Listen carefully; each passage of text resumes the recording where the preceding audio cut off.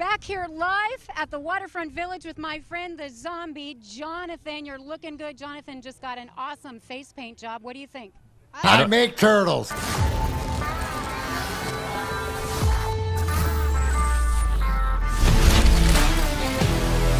It's now time for Big D Energy with four-time Stanley Cup champ Darren McCarty and the golden voice of Neal Rule. Live on the Woodward Sports Network, 99.1 and 93.5 The Roar, the Woodward Sports app, and anywhere you listen to podcasts. Let's talk some sports. It's Big D Energy. What is going on, everybody? Welcome back. Another episode of Big D Energy, Woodward Sports Network. My name is Neal Rule. That dude over there is DMac. I'm fired Darren up. McCarty. Fired up. I got Stone Cold on because it's Defend the D. Day Wednesday. I seen some stuff I don't like, and we're going to snap this right now. And that's nothing to do with hockey. It does now. We got Sam Flannel. He is on brand. He is on budget. Another day in 365 consecutive days of flannel. We got Spencer Raxter here in the building as well, keeping the ship on course, I guess you could say, is the best way to put that. Big time show lined up for you today. This NFL overtime thing, we're going to get into this. I don't understand the difference now. We'll discuss. DMac and I were talking about this. We're pretty much in unison on this. We have some questions, I guess is the best way to put this. It's a Detroit City Wednesday as well. We'll be joined by Maxi Rodriguez, member of the USL Team of the Week. And look, for the people that aren't soccer people, that are Detroit people, even in the USL, the city itself has come under attack a little bit. This man's really fired up about it. We'll get it to you. But we will get it to you. All you have to know is it doesn't matter, but this pertains to you because it's people taking shots at your city. But in this way, I'm going to sort of let you know is that you're being seen. You're being seen. So if you want to be seen, I know we all want to be seen in our four major sports, but the champions in this city, Detroit City Football Club, they're the ones, and as Detroiters, Detroit versus everybody, this is one of those things, so stay tuned. Yeah, and then fans of the other teams, the other visiting cities, kind of taking some shots. We'll discuss that as well. Cade Cunningham, this man is on a mission, bro. Like he was. Look, I know they lost.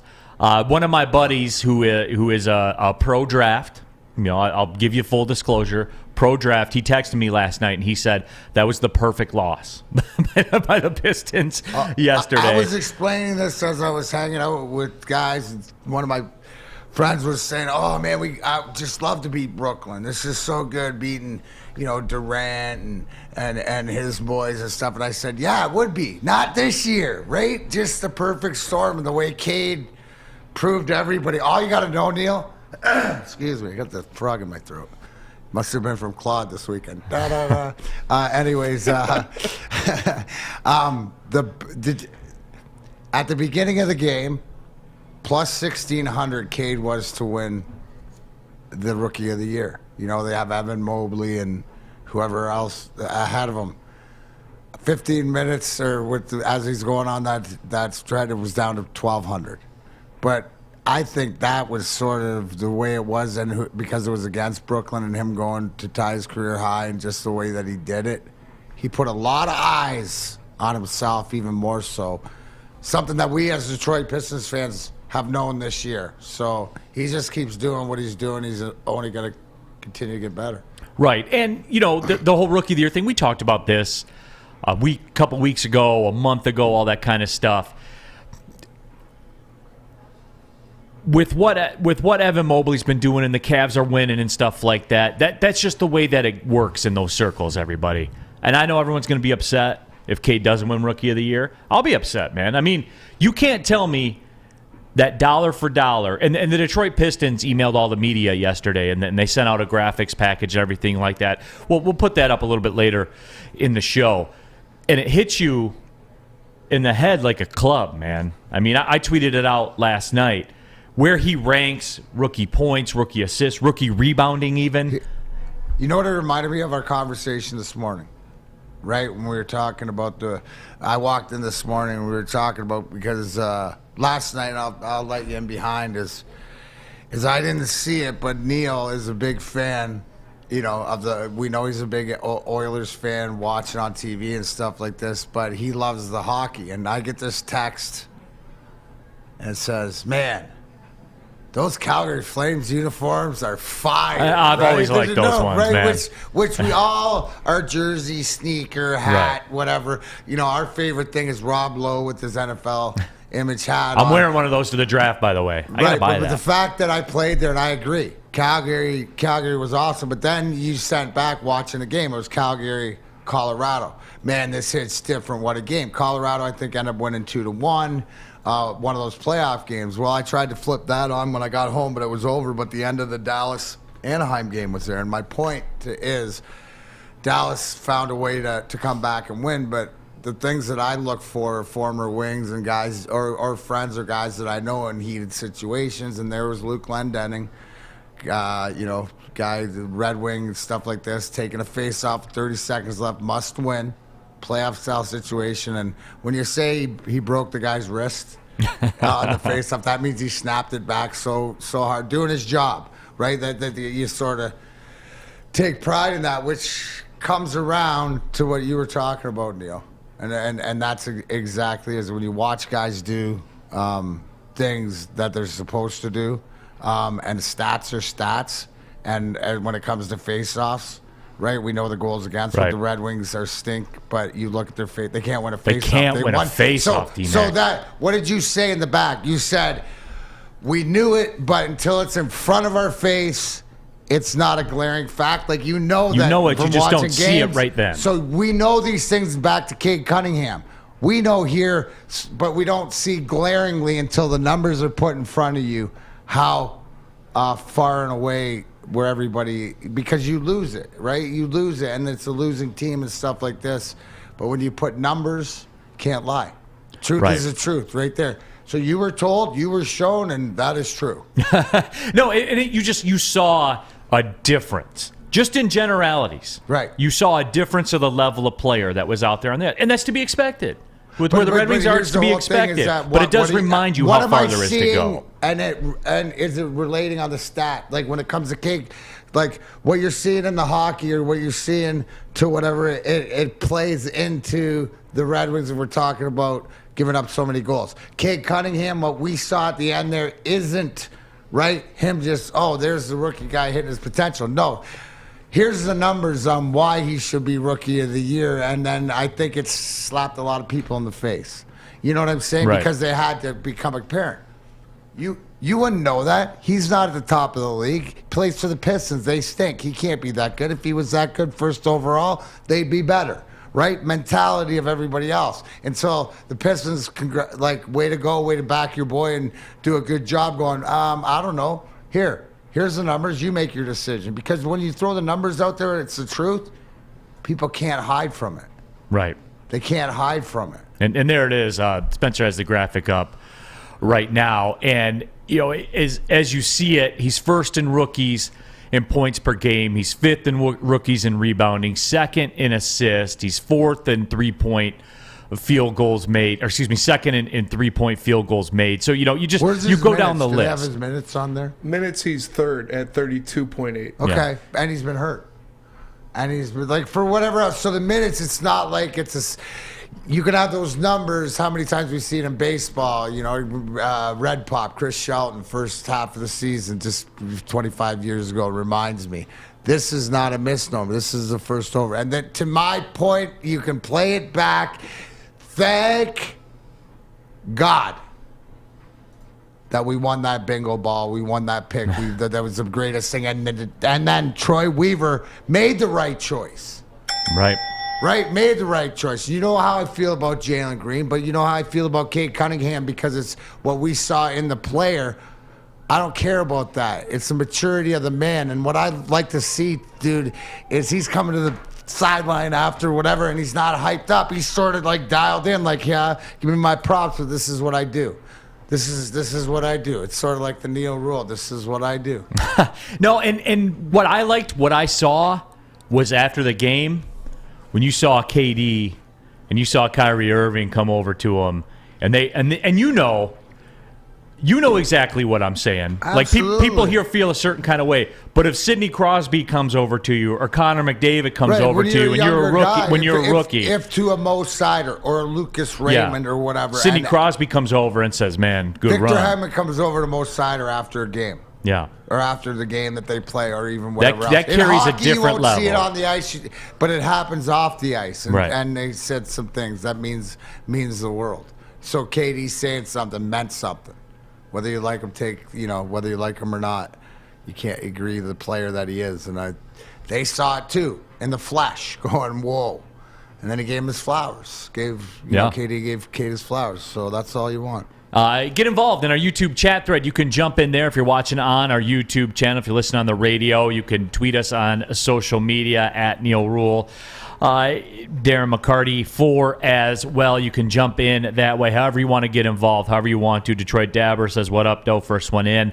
As always, we're going to do that every show. Whoever the first one in is, we'll give you your props if you're the first one in. Flowers. We will give you the flowers. There you go. Though. All the rest of it, ladies and gentlemen, you guys know the game, and but Neal just officially made it regular season. Starts tomorrow. Regular season starts tomorrow. It does. We got a critical question for you, though. We talked about getting into it yesterday, but today we got the time, so we're going to get into it. Which exciting young duo in Detroit sports are you most excited for? Lions might be getting a uniform change in 2023, so we'll discuss that as well. Again, it's going to be a City Wednesday. We're going to talk to Maxi Rodriguez. There's also a soccer question that I think pertains, that I'm going to phrase it in a way to regular NFL fans. And I'm curious to know which way you guys would go. The soccer people know what I'm going to talk about with the U.S. men's national team tonight, but it's something I think that goes across all ways. But trust me, when I get to it, I'll land the plane and we'll discuss it. And I'm curious to get your thoughts, because from the preliminary data that I've obtained, and that basically means me walking from the drinking fountain here into the studio and talking to two people, I was surprised by just the unilateral feeling, the unilateral response that they gave me. So we'll discuss that coming up in the second hour of the show. But yeah, we're certainly going to get into it. Everyone talking about right now, our key signed with the Jacksonville Jaguars. Interesting. What does that mean for Aiden Hutchinson? Does that mean Aiden Hutchinson's still the pick? We'll see. Right off the top, though, it's got to make you look into it. Sure. Not me, but the fact that they're signing guys, what does it make you do? That you're going to do right now is you're going to look and see, ooh, where's the depth? How's the depth in that? Because, again, Neal, right, that might play into is that Hutchinson might be at play. But, again, it goes back to they had to make a decision for you to be able to choose. They still have that first choice. I was trying to explain that to somebody last night about the Green Bay game, and they actually got it before I did. Yeah. It was like, I told you that Green Bay game. We didn't need that Green Bay game. Look at you, DMac. You're like a little young Neal Rule. No, I wanted to shapeshift into Neal Rule and just sit there and whatever else. Yeah, I like that. I'm molding young minds here. He's educating his friends now. Hope you guys enjoyed that Packers win. Hope it felt good, because look at what it may have cost you. Now, Arden Key, this is key though. This is the key part of it for me. It's a 1-year deal. Right. Right. That will never get old. Which isn't the key. Which means that when you see that right away, it's like everybody, your alarm goes down.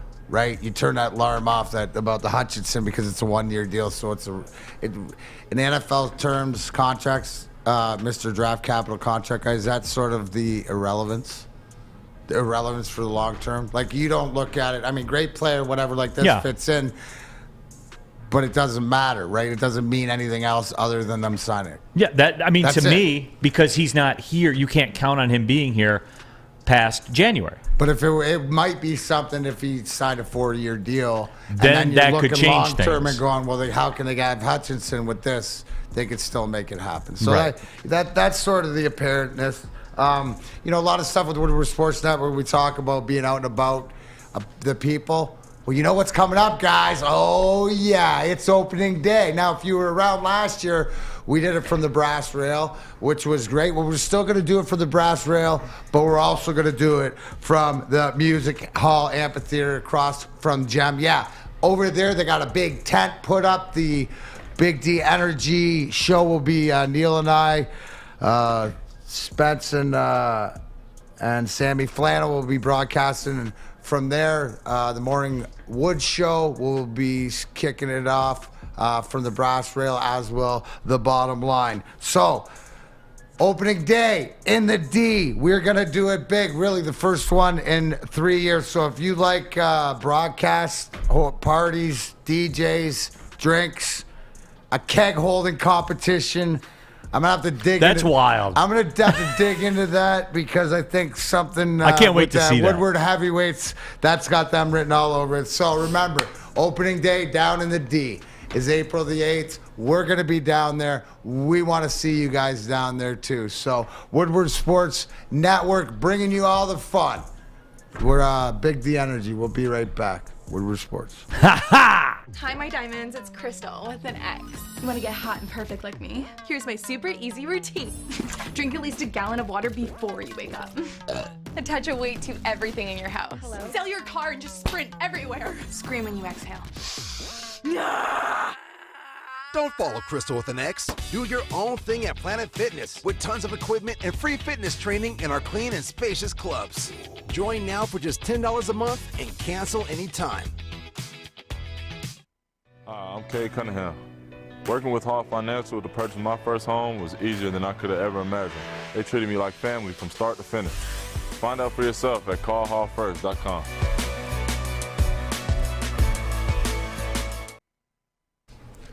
How you guys doing? This is Spencer from Big D Energy, here to talk to you about the Fulling Warehouse. The Fulling Warehouse in Hamtramck is home to the original football bowling pin game called Fulling. There's multiple ways you can do it. You can host your corporate party, team building event, or just come in with your family and friends. You have $10 unlimited open play where you can stay there from open to close and throw your arm off, or you can have private lane reservations for $120 up to 10 people for 2 hours. They have multiple beers. They have over 100 beers you can choose from 2 different fully loaded bars. Or, if you don't want to make any decisions, you have their $2 mystery beer vending machine, where you put in $2, it pops you out a random beer, no hassle, no fuss, no decision needed. And of course, you can bring any of the food you want. You can call in your wing snob, you can call in whatever you want, bring it in there, have a good time with all your friends. So come down to Hamtramck and get your full on. You can check them out in person in Hamtramck, or you can check it out at FullingWarehouse.com. Again, that is FullingWarehouse.com. Off and running, Big D Energy, Woodward Sports Network, Neal Rule, DMac, Darren McCarty. We got Spencer. We got Sam Flannel. We are locked and loaded, ready for the show today. NFL news is certainly out there. We have, we touched on the Arden Key situation with Jacksonville. I don't think it's this big, Aiden Hutchinson is back on the market or whatever, if that's the way Jacksonville's going to go. I still think that this signing doesn't change that, with the nature of it being a one-year deal. We shall see moving forward what is going on. And NFL also made some news. They changed the overtime as far as the playoff overtime rules are concerned. And DMac and I, as we sat in and did our world-famous pre-production meeting and kind of analyze the new playoff overtime rules. Both teams will have the opportunity to possess the ball in overtime in the postseason. If the score is tied after each has possessed the ball, the next score wins. If the team kicking off to start the overtime period scores a safety on the receiving team's initial possession, the team that kicked off is the winner. So, with all that stuff being said, it sounds like it's pretty much the same thing, DMac, except we're going to give you a chance. But we mean it. This time it's really your last chance. We're going to give you a chance to stop the team. Then we're going to give you another chance to stop the team. But we really mean it this time. You really have to stop them this time. Well, a couple questions come to mind, right? Obviously, you brought up a great point. When it comes to the playoffs and you see it, and we see it in the NHL, who's got the best, in my opinion, playoffs, but overtime. But guys, and for being a pro athlete, you don't save anything. And you put it out there, and I don't know, the fact, because if my thinking or whatever is that, okay, so the difference, like, what I liked about the way they changed it the old way is I get it that if you get the ball and you score a touchdown, okay, you're done. Because I believe that, okay, the team should have stopped you from scoring the touchdown. That's part of your defense. But if you kick the field goal, the other team gets a chance, right, to either kick a field goal to tie or touchdown to win, right? There's a semblance there. Here, it's sort of like at the end of it, so you score a touchdown, but it's more of the soccer thing, right? When it goes into overtime, you got to play the full minutes that a team scores, but you still got to play the timeout, where the other team's got a chance to come back, and then you move it. Like, I don't know. You're in the same position, right? And the other thing, Neal, is that we talked about. Did anybody ask Vegas? Right? Because think about the overtime gambling lines, and the only reason is because it seems like it could be, like, are they going to have a, like, 60-minute line, like 60-minute total? Right, a 60-minute line and then an extra line. Does this change? Because if both teams, that's 14 points, right? And two teams that you think could play. My question is, too, is that I'm looking at the word. So you're telling me that this is the way it's going to play out. Detroit Lions make the playoffs. They go to overtime. They get the ball. They score. Touchdown. Fortunately, in the old rules, we get our first win, and But now Matt Stafford gets the ball back. Yeah, ties it up, and then the Lionize, and then we lose because what if? So there's still questions there. Me personally, I like the field goal. Whatever. Because here's the thing. Didn't you have 60 minutes to try to stop them anyways? And that's what Mike Tomlin said. It's not like cold turkey at the beginning of the game. I don't know. I have head scratching. It's not the worst, rule or whatever like this. And I'm always a firm believer that if both sides have to play play by the same rules, then that's more fair, whether I agree with them or not. But it still makes me ask questions. Yeah. Steve says Buffalo and Kansas City are the poster child for the overtime rules change. And here's my contention is that, and I forget what the exact number is. What was it, 10 of 12? 10 of 12. 10 of 12 playoff games. The one who won the coin toss won the game. And for me, and I asked you about this, DMac, because it's true, and I don't care what anybody says. They can tell you about playing hard every single minute of every single game. We're human beings right now. We're not capable of that. The players aren't capable of that. You can't go out there and play hard for 81 games every single second of every single minute you go out there. Regular season is different. Playoffs are different than the regular season. I think that's the reason you see that conversion rate, because when that playoff game is over, you have given all you have to give.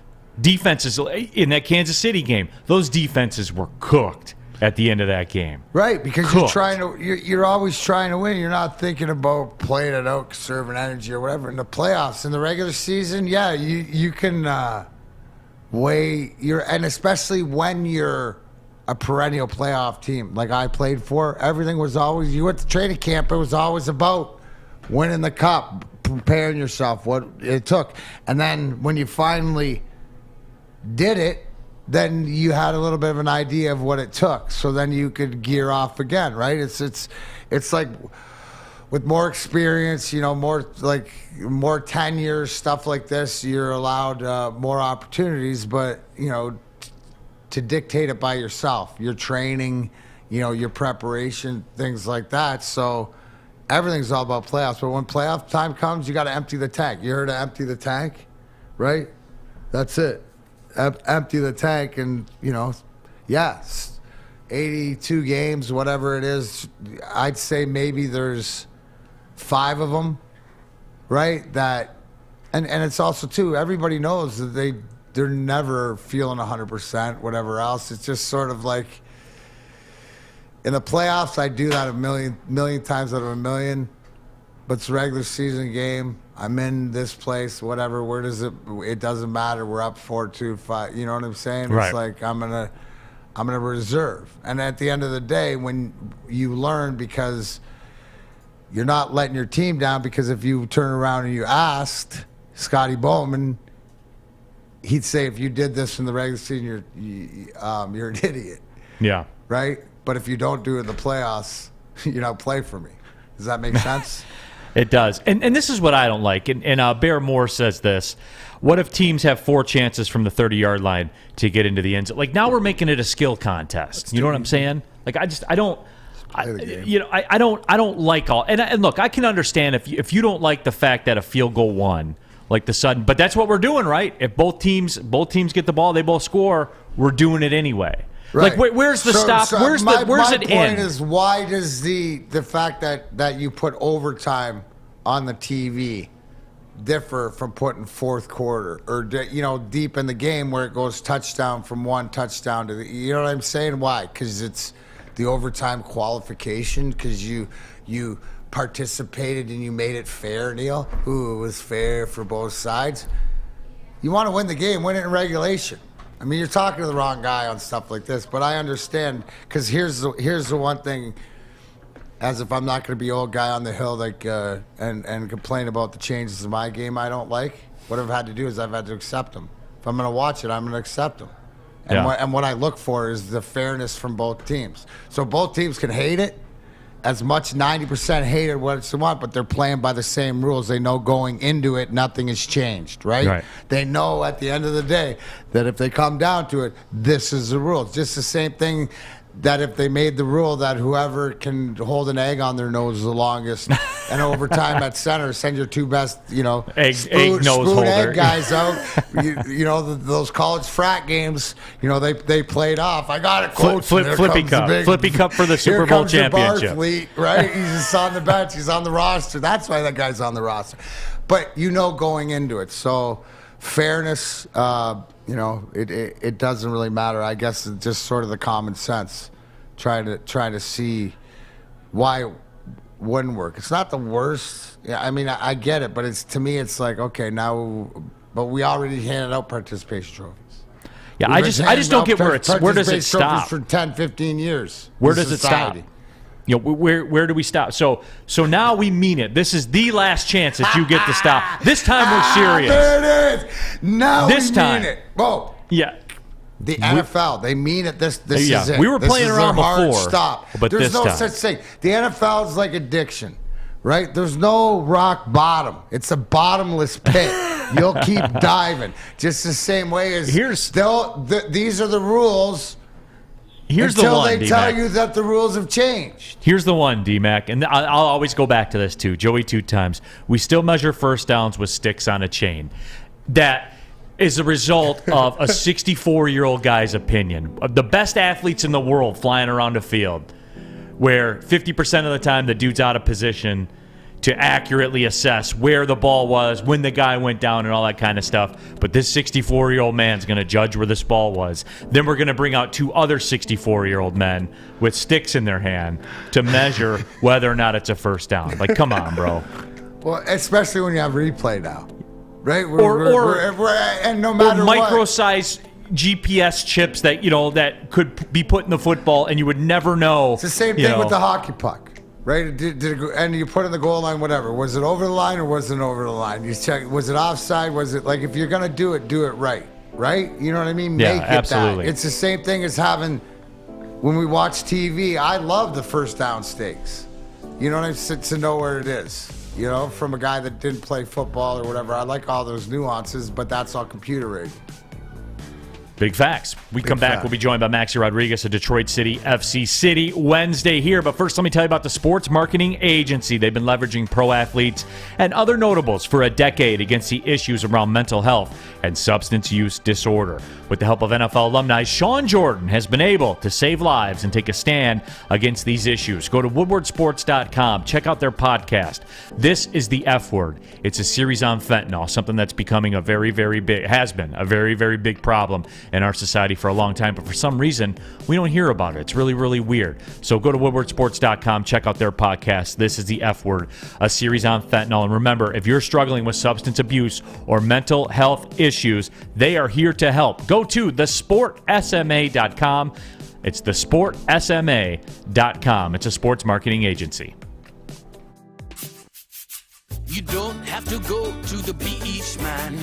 You don't have to get your butt crack full of sand. You just need a little chili peppers, man, to get that glowing beach chili peppers tan. Woo! With 26 locations in the Metro Detroit area and more coming, Chili Peppers Tanning is where you'll find the cleanest salons in the D. Join the Pepper Club for the best deals on unlimited tanning. Head to chilipepperstanning.com. You just need a little chili peppers, man.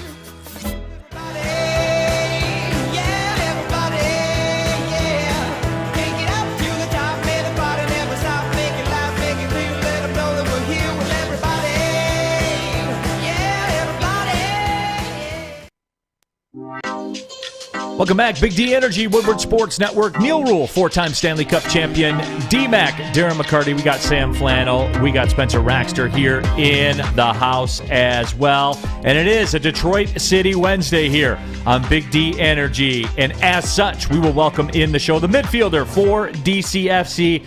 He's on the USL Team of the Week. Of course, he is Maxi Rodriguez. As we welcome him into the show, Maxi, appreciate your time, my friend. And you guys sitting right now, a 1-1-1 mark coming off.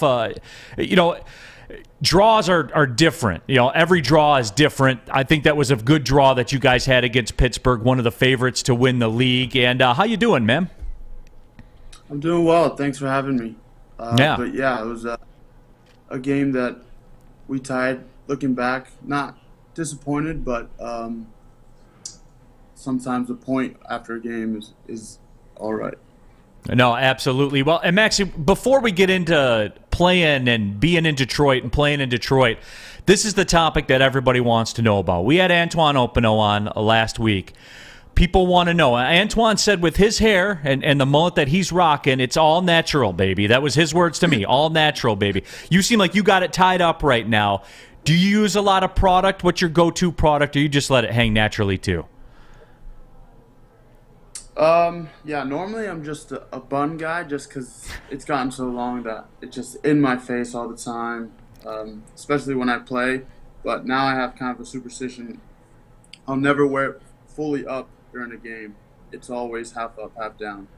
Well, my question is, that makes sense because, if you look at, and Neal said he slid through being part of the team of the week in a hard-fought draw last weekend, but 12 of 15, you're my type of guy, Maxi, and here's the thing, 12 of the 15 contested balls, being the midfielder, you're in the heat of it.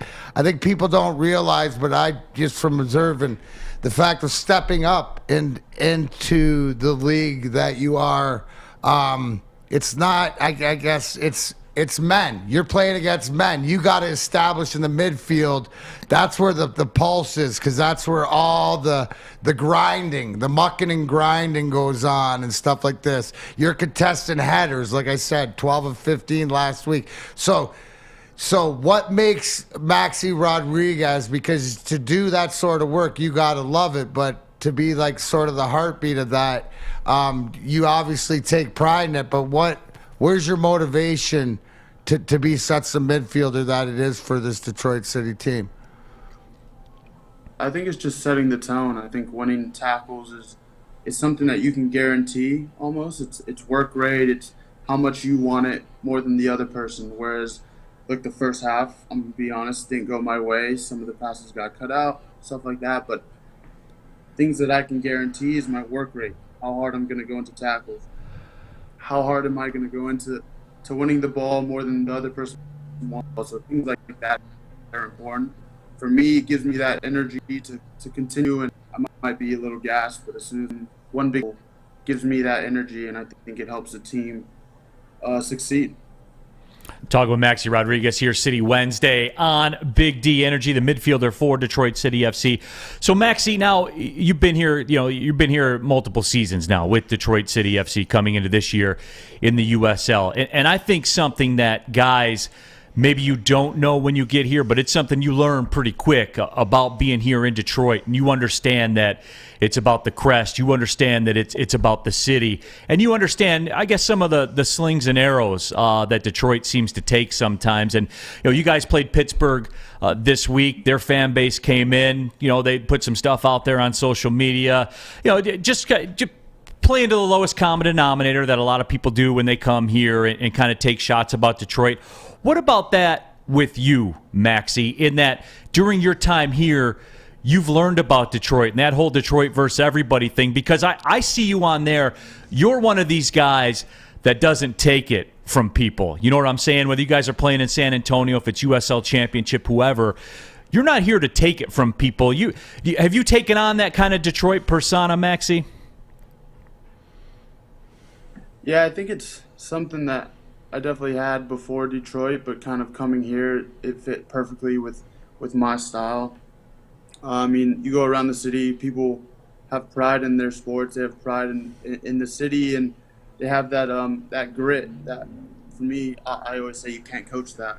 So kind of fits perfectly with my game, and I think as players we kind of have responsibility to take that vibe kind of and take it onto the field and kind of represent the city and the people of Detroit. Well, I think Mitch says it the best. He's here, he's there, he's everywhere. That's you, baby. I can't wait. And you know what? Here's the to know that it's important because you have to have, and the Northern Garden from being there, and I'm here to announce that I'm going to be in the crowd. I'm going to be in the stands. I'm bringing the Woodward heavyweights. We're bringing the Woodward Sports Network to support you guys. But it starts with what Neal said. Your attitude on the field, your work ethic, the fact that the way you started, and I know that from with Antoine. He's got a little bit of a mouth, but he's very passionate. And I think it's to the fans and stuff like this, which the Northern Guard is phenomenal support system. Talk a little bit, about them and what they mean to the players from, being in that stadium in Keyworth, but to have these Northern Guard not only there, but also travel with you. Right, because that's what other people don't understand. Detroit versus everything is like, this ain't a thing. This ain't a sports thing. We ain't cheering. This is a lifestyle. This is who we are. And the fact that you come at us not only lets me know, the new kid on the block's ruffles some feathers, right? So, but how does it, like for you, the motivation, like you said, the first half the other day didn't go your way. Right? The effort was there, the execution wasn't. But you were able to come back and pull it through. So is that to do with the Northern Guard? A lot of it to let them know how the fans, because I know exactly how it is from being where you were. Yeah, I think that's that 12th man factor.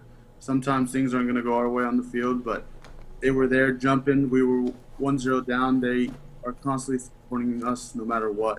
So to come out at halftime, you can hear the crowd going when the weather wasn't the best. It was freezing cold, but you can hear that those fans go absolutely insane. So just gives you that extra motivation. And in turn, that makes us want to do better and reward the fans for how much they support us. Not only on the field, but off the field, our fans are the best. Honestly, something that I've never experienced, and it makes you want to reward them, and it's truly a special feeling. Maxi, DMac's over here getting ready. He's got his Northern Guard hymnals ready. Do you have a favorite song? Do you have a favorite? Like, is there one that they start going and then you guys all look around in the field and just go like, "This is our"? Is there one that cracks you up? I don't know about cracks me up, but that chant when we're walking out and it's "Come and Get It." That walkout is incredible. It gives me goosebumps right now thinking about it. As soon as Sunday comes around, oh sorry. No, you're good, bro. As Sunday comes around, you're like, I need that Saturday feeling. It's something that but that's important. Listen, you're right, exactly. It's like the wrestling entrance. So everybody plays the part, and for the Northern Guard, the fan base, and everybody understand. That's what other teams coming, other teams' fan bases. You know, it really doesn't matter. You're lucky we're on radio. I'll tell you exactly how I feel, but you'll know because I'll be in the stands, popping smoke, cheering you on Saturday. But love it, love the fact, and because you can feel it. The time that I was there or whatever, you feel the relationship between the players and the fans, and it's the same relationship that I think our Red Wing championship teams and whatever to this day that I have. So if everybody's missing out, if they don't come down, that's all it is. Yeah. Hey, Maxie, I got one for you here before we let you go. This team where you guys are in USL Championship and who you guys have played, a couple of the betting favorites to win the league in Las Vegas. I mean, to win the championship for USL. And you guys are right there. You're taking it to them for big stretches of these matches. Not a lot of people gave you a lot of chance. I mean, bringing the betting thing into it, you guys were an 8-1 underdog when you went into San Antonio to win that match and controlled large portions of this match. You guys aren't supposed to be here right now, Maxie, in that with what you guys have been able to accomplish and what you guys have done. What's the ceiling for this team this year? Just a note on that. I think it's what all credit to Trevor. I think the DNA and the culture that he set for the team made it so easy to jump from Nice to the USL Championship. I'm not going to say easy, like every game is a walk in the park, but obviously when you have that culture set, kind of makes it easier, especially since we brought a core group from last year to this year that kind of can show the culture to the new guys coming in, and they've added so much. But I think we take it one game at a time. I think we got a lot of confidence from preseason. I think we kind of came in, look where we're going to be this year. It's a new league and stuff like that. But as preseason went along, we got more and more confidence. So I think we take it week by week, continue to build on the good, learn from the bad, and see where it goes. I think the more that we think too much about the future, then it's tough to focus right now on the present. But, credit to Trevor. I mean, he's such a smart guy. He's a great coach, and it's easy to follow a guy like that. My last question to you, sir, is you mentioned conditioning, you mentioned all the different things. What's your favorite and your least favorite type of weather to play in? Because you don't have a choice on Mother Nature. And like, where's one where I know that you're like, yeah, let's go, let's get it. And then there's one like, it's like, oh, man, come on. Well, I'm in Detroit, so it's tough. But, I mean, super, super cold weather is always going to be tough, especially you get stepped on the foot once and you're feeling that 100%. My guy said his foot, not his head. As many headers as he has, he's not worried about the throat. That's why I know mentally he's good. So, but what about is your favorite? Well, you're San Antonio. Yeah, you're from San Antonio guy. So that 95 and humidity doesn't bother you. Yeah, not at all. Give me 100-degree weather. I think it gives me more energy. I don't know why, but it's just what I grew up on, so I'm just used to it. No, that's perfect, Neal, because you know what? Middle of summer, and he's been here or whatever like that. That's why DCFC thrives. All right, bro. I will see you on doing your thing on Saturday. Good luck to you and the fellas. Thank you. Looking forward to it. All right, Maxi Rodriguez, everyone is on the USL Team of the Week this week. As DMac said, he'll be in the building. The whole Big D Energy crew be rolling out to Keyworth on Saturday at 4. And, some of you are soccer people in the YouTube chat thread. Some of you aren't, which is cool. Either way, I'm going to give away 4 tickets to the match on Saturday. So stay with me, and we'll figure out how we're going to do that. You're supposed to say, so I'm talking to the soccer people that are the culture people, and the rest are like, I don't care. But there's 4 tickets available to come and join and have a good time. You might even get invited to the Foaling Warehouse to try the mystery beer before.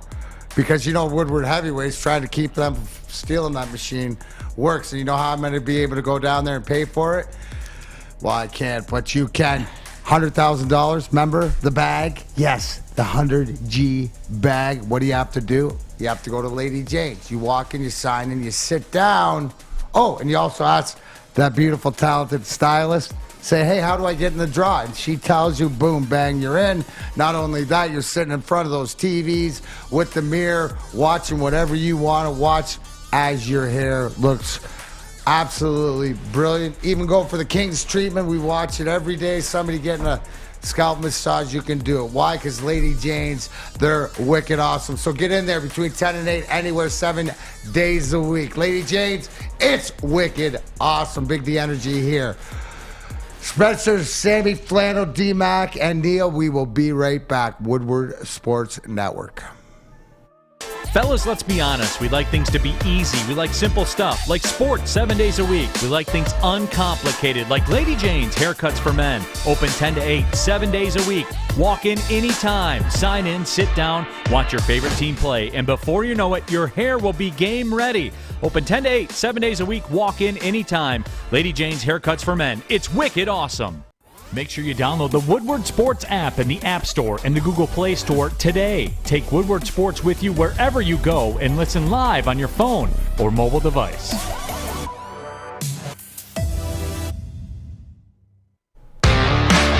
Back at it, Big D Energy, Woodward Sports Network. Neal Rule, DMac, Darren McCarty here in the house. We got Spencer, we got Sam Flannel as well. Happy to have you with us.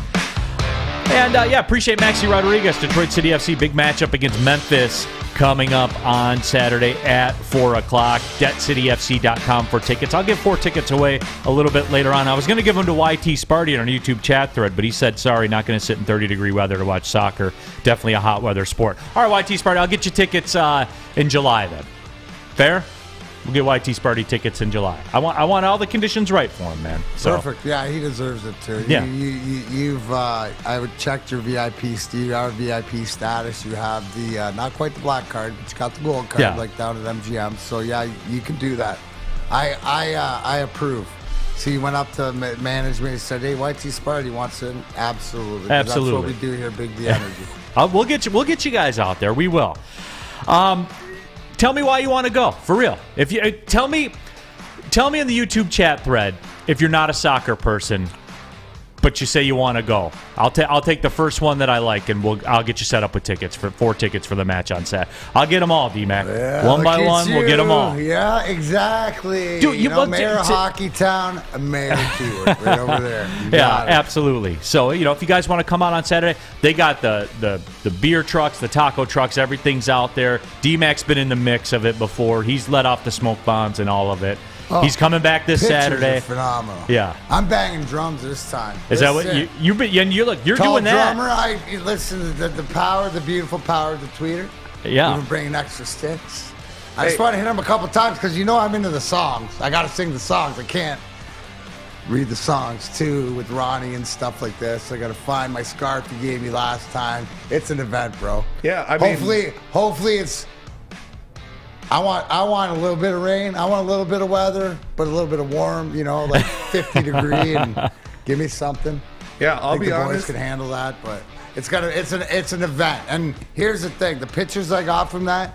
There's one picture of me popping smoke, Neal, that I have in my house because it represents, Detroit. To me, it just represents everything with the fans in the background and stuff like that's.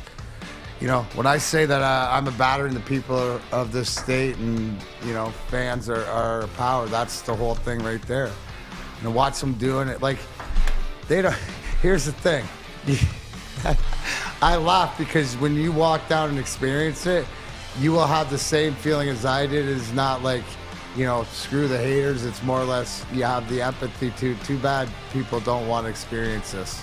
You want the ones that want to experience this because they'll get the same experience. It's sort of like the Lemieux interview thing. Yeah. You know what I'm saying? So the ones that want to hate, good. Just hate away. Why are you spending time on things you don't like? I don't get that. Yeah. Unless you like the drama, so then like that drama and be that way and come right to me. And then we can have a conversation, I don't open hand Will Smith people. Yeah. Right? If I'm gonna hit you, it's the same thing as somebody asks me all the time. You ever get in a fight outside in the bar or whatever like this? I said I've one time, right? Out of 4. 4 times my line is, listen, you don't pay me enough. I get paid millions of dollars. If that one doesn't work, you get 3 shots, you knock me out or kill me, then it's my turn. 3 out of the 4, common sense. Kicked in. The 4th was too drunk, not the common sense.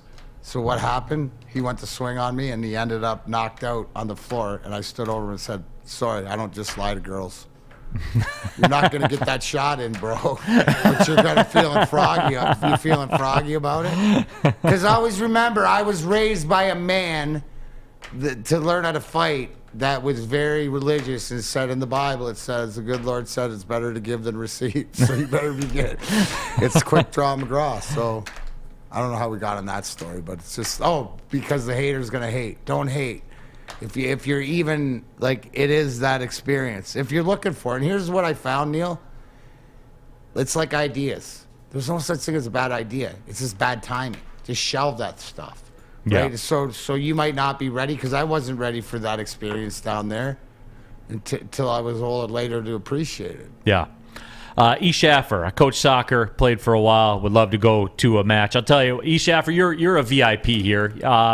Give me your email address. Yeah, give me an email address. I can send an email address or send an email to you and get you set up with the tickets. I'll be doing that too all season long on City Wednesdays or Thursdays, whatever day we do it. That's the We're whole giving away thing, 4 right? tickets. What people don't understand is that it's so much bigger, than the fact here. Well, it's the fact that my guy here that hosts the Big D Energy Show, this is one of the things that he does. So not only do we show support, not only is this the best championship team in the city right now, but everything that Trevor James, the coach, and the culture and everything is all about, what the city is. So there's an explanation to the why. I don't care if you'd rather go, there's also Movement Fest coming, and there's also all this other stuff. It's just about options. It is. So yeah, E, send me your email address here, and I will. I'll get you some tickets, get you set up. We'll have you out there on Saturday. No, like I said, don't worry, guys. I'm going to be giving them away all season long too. So, and I want to make sure that some of you, that talk trash about the soccer too, come out. Tickets on me. Come on out and see. And then when you go out and you say, "Hey, yeah, I wasn't feeling it," I'll say, "Okay, cool," but give it a shot. You certainly will like it. But something I think that we don't like, and it's been being talked about more and more, and I will always defer to the experts because that's what I do, unless I am the expert. However, in this area, this realm, I am not the expert. But we've thought it. I know we've all thought it because you've all talked about it. I've talked about it. Media's talked about it. As far as the Red Wings are concerned, is there drama in the Red Wings locker room? And there are reports coming out that Detroit players are not happy with Blashill. And, it's where people say, has Blashill lost the locker room, et cetera, et cetera, et cetera. Frank Saravelli on the rundown has heard that there is, quote, considerable friction between Blashill and some of the younger players. You don't get it. You don't get it. Right? I defer to you, DMac. No, but I mean, people don't get it. Okay, great. But you're hearing it from a bunch of 6th graders. The 6th graders don't like the teacher. Doesn't matter. It's not the high school, the college kids yet. They're not mature enough yet. What have they done? Show me the pedigree to complain, right? So this is what the principal, he knows. But you're in 6th grade. Be quiet. Go back to your seat. And this is a time where you learn adversity. And you know what? Sometimes you don't get what you want because you're not in the position right? You look around. Your class ain't in the position. Oh, I'm sorry. Just remember, they're 6th graders right now. I thought they were 8th graders, but they're 6th graders. They reverted. But the point I'm trying to make is that it doesn't matter because of whose big picture plan it is that we don't know. Yeah, this isn't the way that he's got it played out, but weigh the pros and cons. Right? So a non-playoff team, a team that hasn't played there, a team now here's where it matters. Which guys are complaining? You think it's the Raymonds, the Siders? You think it's the guys at your future? Right? Because that matters, right? Right. But 100%, that matters. Well, but here's the whole thing. That's why, why I know it's not? Because there hasn't been a move. Because if that was the case, right? If that was the case, more of a detriment. You look at, like I said this like weeks ago, the Blashill, if Stevie looks at him that it's more negative than the positive, right now it's going to complain to the end of the year, guys.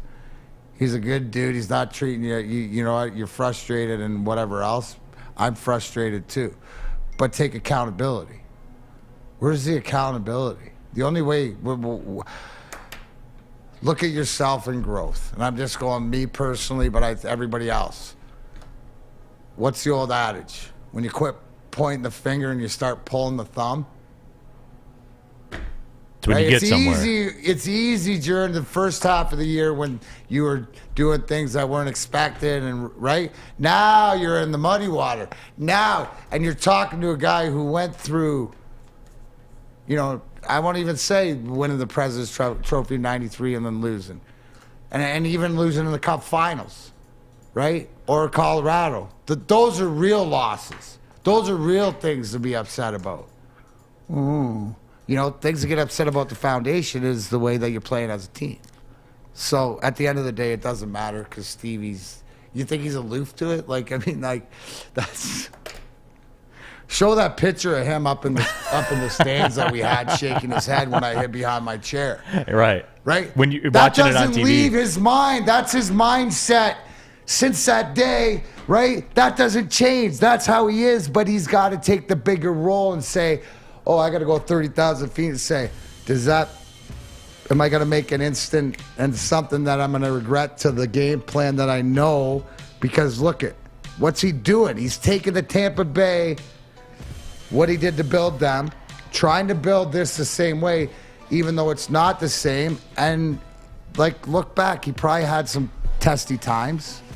You're finding out more of what you don't have now than what you do. At the beginning of the season, it was find out more of what you have than what you don't. No, that does make sense. That's why I ask you. That's why I ask. That's why I defer. I deal with this talking people off the ledge or seeing some absolute, and I get it. And I know somebody said it back, because where's your fandom, DMac? It says, I don't got time for that at my age. You know, so I'm just throwing this out there for people that don't want to be that aloof fan. Don't listen to me if you don't want the why. Joey says Neal always defers unless it's a checkout limit sign. Well, that I'm an expert at checking out. I am. I group all the items before, like in the cart, so they can all go in the same bag. There's a science to it, man. We're not up here playing games, guys. Woodward heavyweights, exploration, Neal Rule, shopping, checkout aisle. On, we're gonna take it first. Not when the art of getting 30 and the 20. Not like this TV and set up and he does it whatever. We just gotta creep cam him. Oh yeah. Right, creep cam him when he's going there, and then boom, right, like sort of Rob Wolchek. You know, no, I'll do it. I'll do it next time I go grocery shopping. Like I'll do it. And we'll play it on the show. Solvers, stuff like that. Yeah. No, I'll do it. I will. I'll show you guys. I'll show you guys a lifestyle. I love it. I will, man. Hell yeah, I'll do it. What's the most? Do you think? What's your record for the 12 items? How many items have you? Well, I usually go to Meijer or Crow. It's 20 at my spot. Okay. Like it's a 20 limit. I would say, if you want to go, have you pushed 40? Oh, absolutely. Have you pushed 50? I've been in that neighborhood. You've been in that neighborhood. Now, granted, a lot of that is multiples of the same thing. I get it. Your argument in court, we still haven't got to that, but I get where your argument is. Yeah, that's sort of. I've been over 50 It's sort before. of the forgiveness, not permission argument. It's the forgiveness, not permission argument. I had a. You know it's wrong. I had an over $200 grocery bill one time at the U-Scan. You know it says items, right? It doesn't say. You know when it says items, that's an item.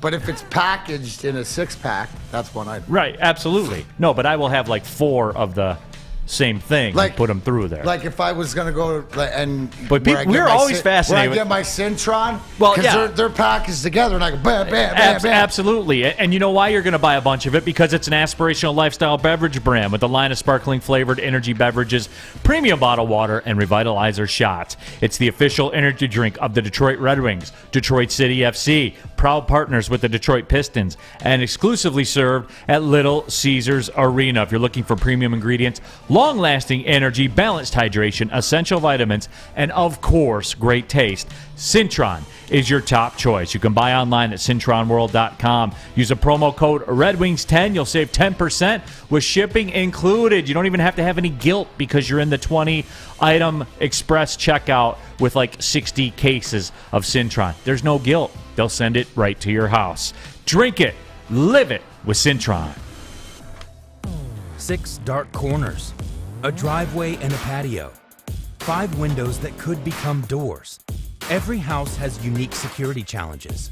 Guardian Alarm has more tech, more team, and more ways to help keep them all safe. Get a professionally designed and installed security and smart home system from Guardian Alarm. Sign up today and get a free video device. Guardian Alarm. Smart, right from the start. Call 1-800-STAY-OUT. Putting on a show here, and that's how you answer. We love our sports. We just wish they'd love us back. Detroit sports for Detroit sports fans. Woodward Sports. Neal Rule here for Wing Snob, and I was told it takes a snob to know a snob. So here I am to tell you about Wing Snob, the fresh, juicy, hormone-free chicken. Wing Snob, the best traditional wings. Try the signature sauces, the Jamaican jerk. I like the lemon pepper. You can go that way as well. Wings are tossed to perfection in any sauce you choose. When the wings are this good, you're allowed to be a snob. Trust me, I know. Order online. Get ready for lunch at wingsnob.com. Wing Snob, we just have better wings. Back at it, Big D Energy, Woodward Sports Network. Neal Rule, DMac, Darren McCarty here in the house. We got Sam Flannel, we got Spencer Raxter. Show is flying by like it always does. Appreciate all your comments, our YouTube chat thread. Big time viewership numbers as always. The likes, all of it, we appreciate y'all. Certainly we do. But I do want to continue this Jeff Blashill discussion. And for those of you just joining us here in the second hour, there are reports that have come out that Detroit players are not happy with Blashill. And look, we've seen signs of this before. This isn't the craziest thing that we've ever seen or anything like that. And I do want to get to your comments. You know, we got DMac's thoughts on it during the last segment. Remember, subscribe on the podcast page, iTunes, wherever you get your podcast. Subscribe to the Big D Energy podcast. Rewind, fast forward. If you want to catch our interview with Maxi Rodriguez at Detroit City FC, you can rewind that and listen to that if you so choose. But you know, you look at it here, DMac, and the people here in our YouTube chat thread, and Gromit 0237, Blashill should have been gone weeks ago. I think we kind of talked our way through that in the past. He also said the kids act up, but Blashill's not good enough a teacher to control the class. And DMac, what about that? Because I'll always defer to that damning video of, you know, during the timeout where the players were just kind of looking in a different direction. And I'm not sensationalizing this, DMac, because I'm in lockstep with you where we see it. You're not denying that, you know, there is potential that there could be problems or anything like that. But the timing's not right now to go nuclear. It just at this moment in time, it's not the right time. If it were, Yzerman would do it. And here's the question: would you, if you were going to promote Ben Simon from Grand Rapids, then you would have slid him in during the season to get his feet wet. But I believe he's doing such a great job developing guys, and their development. It's all about development now in Grand Rapids instead of winning championships. That Stevie likes that he's the perfect guy for the job down there. Now that doesn't matter what Ben Simon aspires to. It's just sort of the reality of what Stevie has. So I gotta like I said before. Yeah. So I may think they're sixth graders, right? He may think they're eighth graders or whatever. That, you know what, they don't at this point. You don't need the teacher for the rest of the school year. You're doing you're doing online or whatever. He's a chaperone on road trips. I get what you're saying. What I'm saying is that the message that I'm seeing is that the pros and the cons with this many games left in the season, it's irrelevant. It'd be more, why shake the apple cart?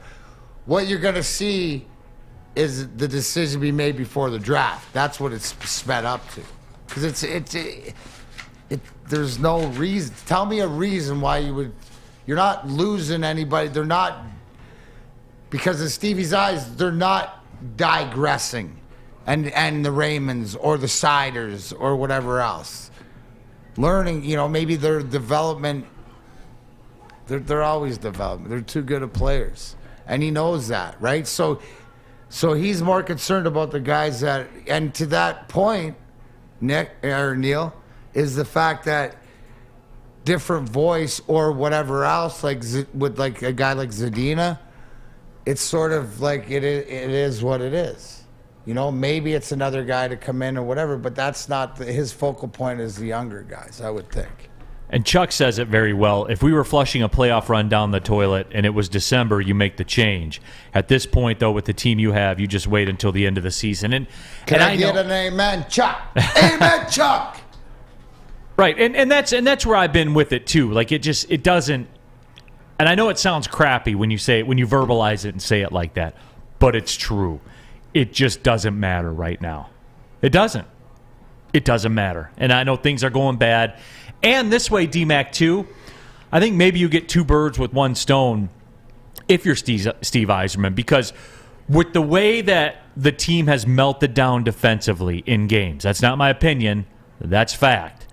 They've had a game this year where they've given up 11 goals. They've had a game this year where they've given up 10, a game where they're giving up 9, all the way down the list, which I think that classifies as a meltdown. I think anybody with the organization would tell you, and they would agree with that. That's just being honest and real about the situation.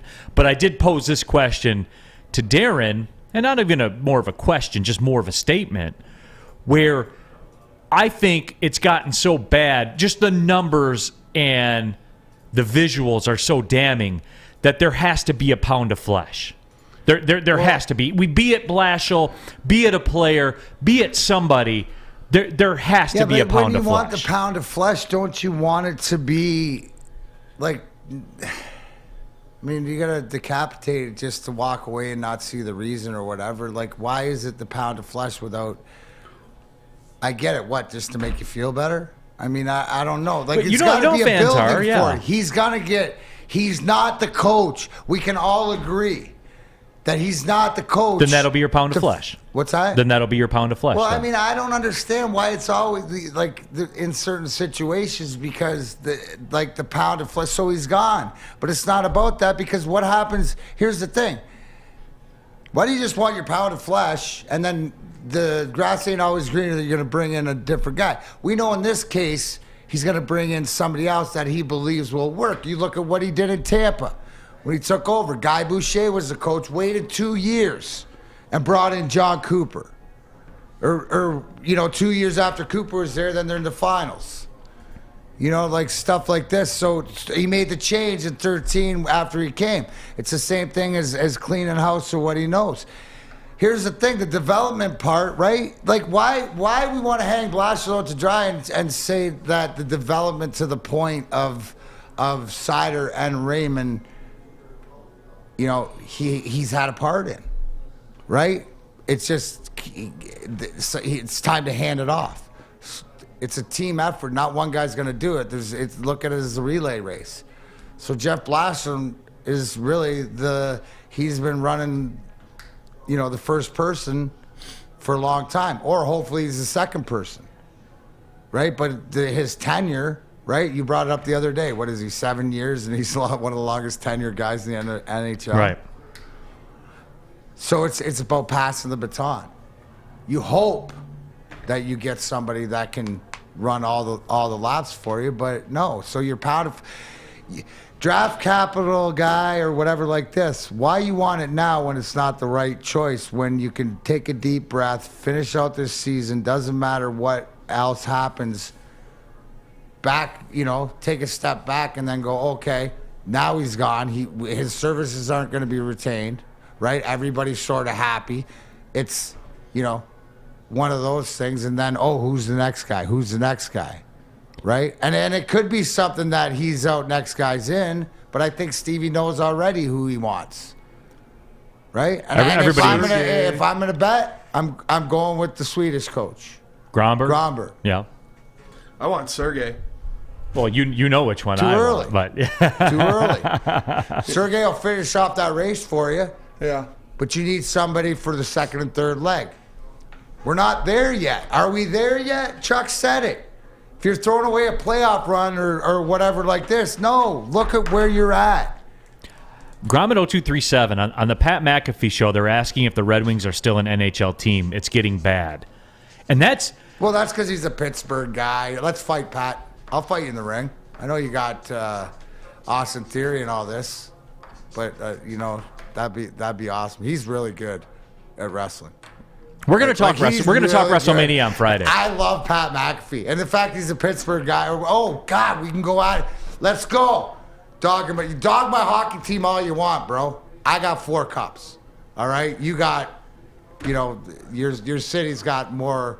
How many? They got 5. You got 5. I got 4. There you go. I love it. But don't dog my football club. No, you and your peasants go after the hockey team because they stink. Dave, and you know what? Because he put 11 spot up or whatever. But you know what? Here's the whole thing. That's the wrestling angle or whatever, and it's like, I don't know, Pat. Ask Steve Eisman because you know what's coming. It might not be right now. Oh, you might get the W's now. You might get the W's now. But you know what? When we get back up off the mat, you're going to be our biatch. I love it. Dave Schultz on our YouTube channel chat thread. To go along with the checkout limits, I remember working at Meijer. We were never allowed to challenge anyone for using the electronic carts. Stores won't stop you unless the checkout computer does. So it's up to me, I guess. It's up to me. But again, you have to remember there's an urgency when I do it. That's why it's okay. Everyone could do it if everyone had the same urgency, but they don't. We'll get some video footage next time I roll through the grocery store. We'll get some video footage of it. E. Schaffer is actually, he got back to me. He said he's going to the Red Wings alumni game. Pat, call me. I'll come on. You come on. We can have this conversation back and forth. Woodward Sports, the McAfee show about how much Detroit, Pittsburgh, whenever you want to cross that path. But here's the thing. At the end of the day, I'm not a wrestler, right? I'm a hockey player. That's a wrestling move. That's a hockey move. There you go. So I'm just saying. There you go. Also, too, E. Schaffer's actually going to the Red Wings alumni game this weekend, so he can't make the Detroit City game. So if you guys want to go, I'm giving away 4 tickets to Detroit City. Send me a direct message on Twitter. I keep my direct messages open, for now anyway. Send me a direct message on Twitter if you want to go, at Neal Ruhl, NEALRUHL. What do you got going on opening day, DMac?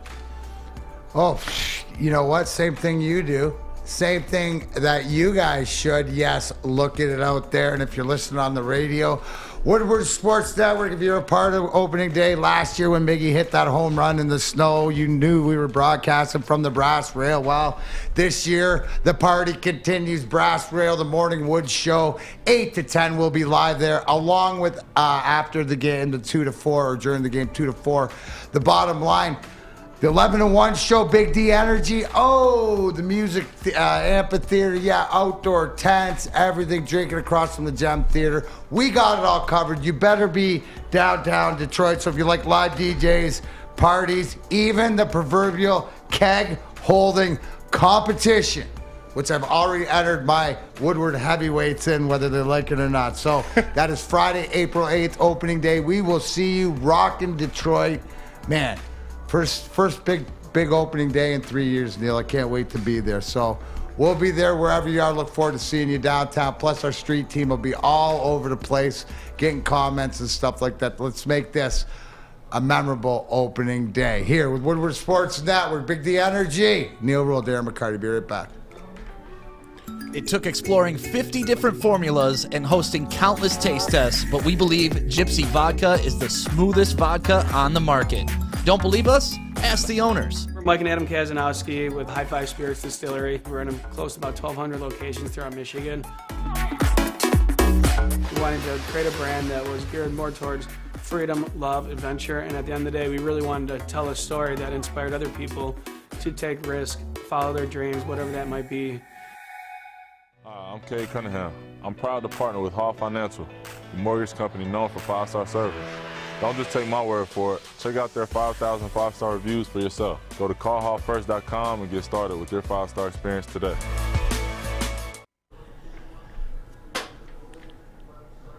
Oh, sorry, Guardian. Yeah, that's right. I was thinking about Pat McAfee because I was thinking the fact, Guardian ought to have my back or whatever. But I was saying to Neal is that, that's the worst thing you do is, get me motivated to actually do something. That'd be the worst thing. I got enough on my plate, so please don't do that. But no matter what, if I didn't, Guardian Alarm, they'd have my back like they'd have your back too.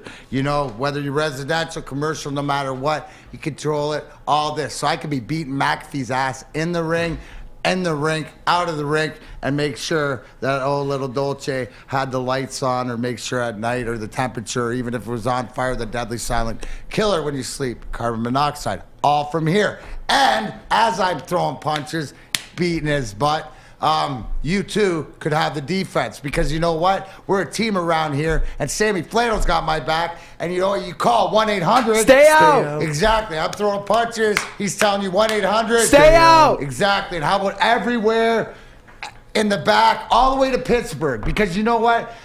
It's not about them. They deserve the security too. 1-800. Stay out. Get out of my house. Just stay out of Keyworth. And don't be mean to my city. Anyways, Guardian Alarm, your local security experts, can be yours too, even if you're from Pittsburgh. Woodward Sports Network, be right back. Oh, no, we are back. One of two rookies to have, 34, 8, and 8, and 4. Yes. And it was him and Michael Jordan.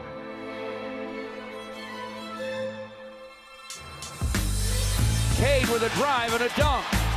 Count that baby and a foul. Off to Cade, up fake from the foul line, fires, fills it up. The MVP of the Clorox Rising Stars is Cade Cunningham. And Cade comes from the side, swats the shot.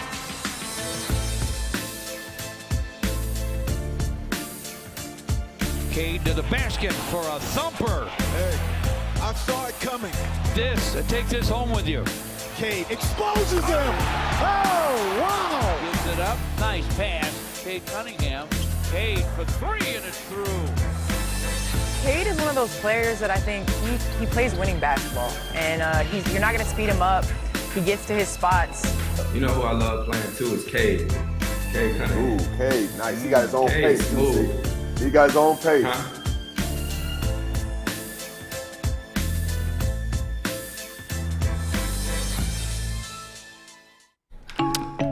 Back out of here, Big D Energy, Woodward Sports Network, and you saw it. You saw the highlight package that the Pistons put out, and that was kind of, I guess, Cade Cunningham's Rookie of the Year campaign, similar to the Heisman campaign that people put out. Pretty convincing package that they did put out. And look, I know how this goes, and because of the nature of the Pistons and their record, but see, when you watch the shows before the season, DMac, and we talked about this season, what did I say about this team? They could have roughly the same record and be an incredibly better team, which doesn't make sense, right? But it does. That's why. And you saw it. Well, like that, and if you watch games like that last night, where it's sort of like use all the gas in the tank just to get it close and have that, but don't have enough left. And teams like Brooklyn or whatever, they show you why with their elite players to be able to pull off at time. This is all learning. This is a perfect storm.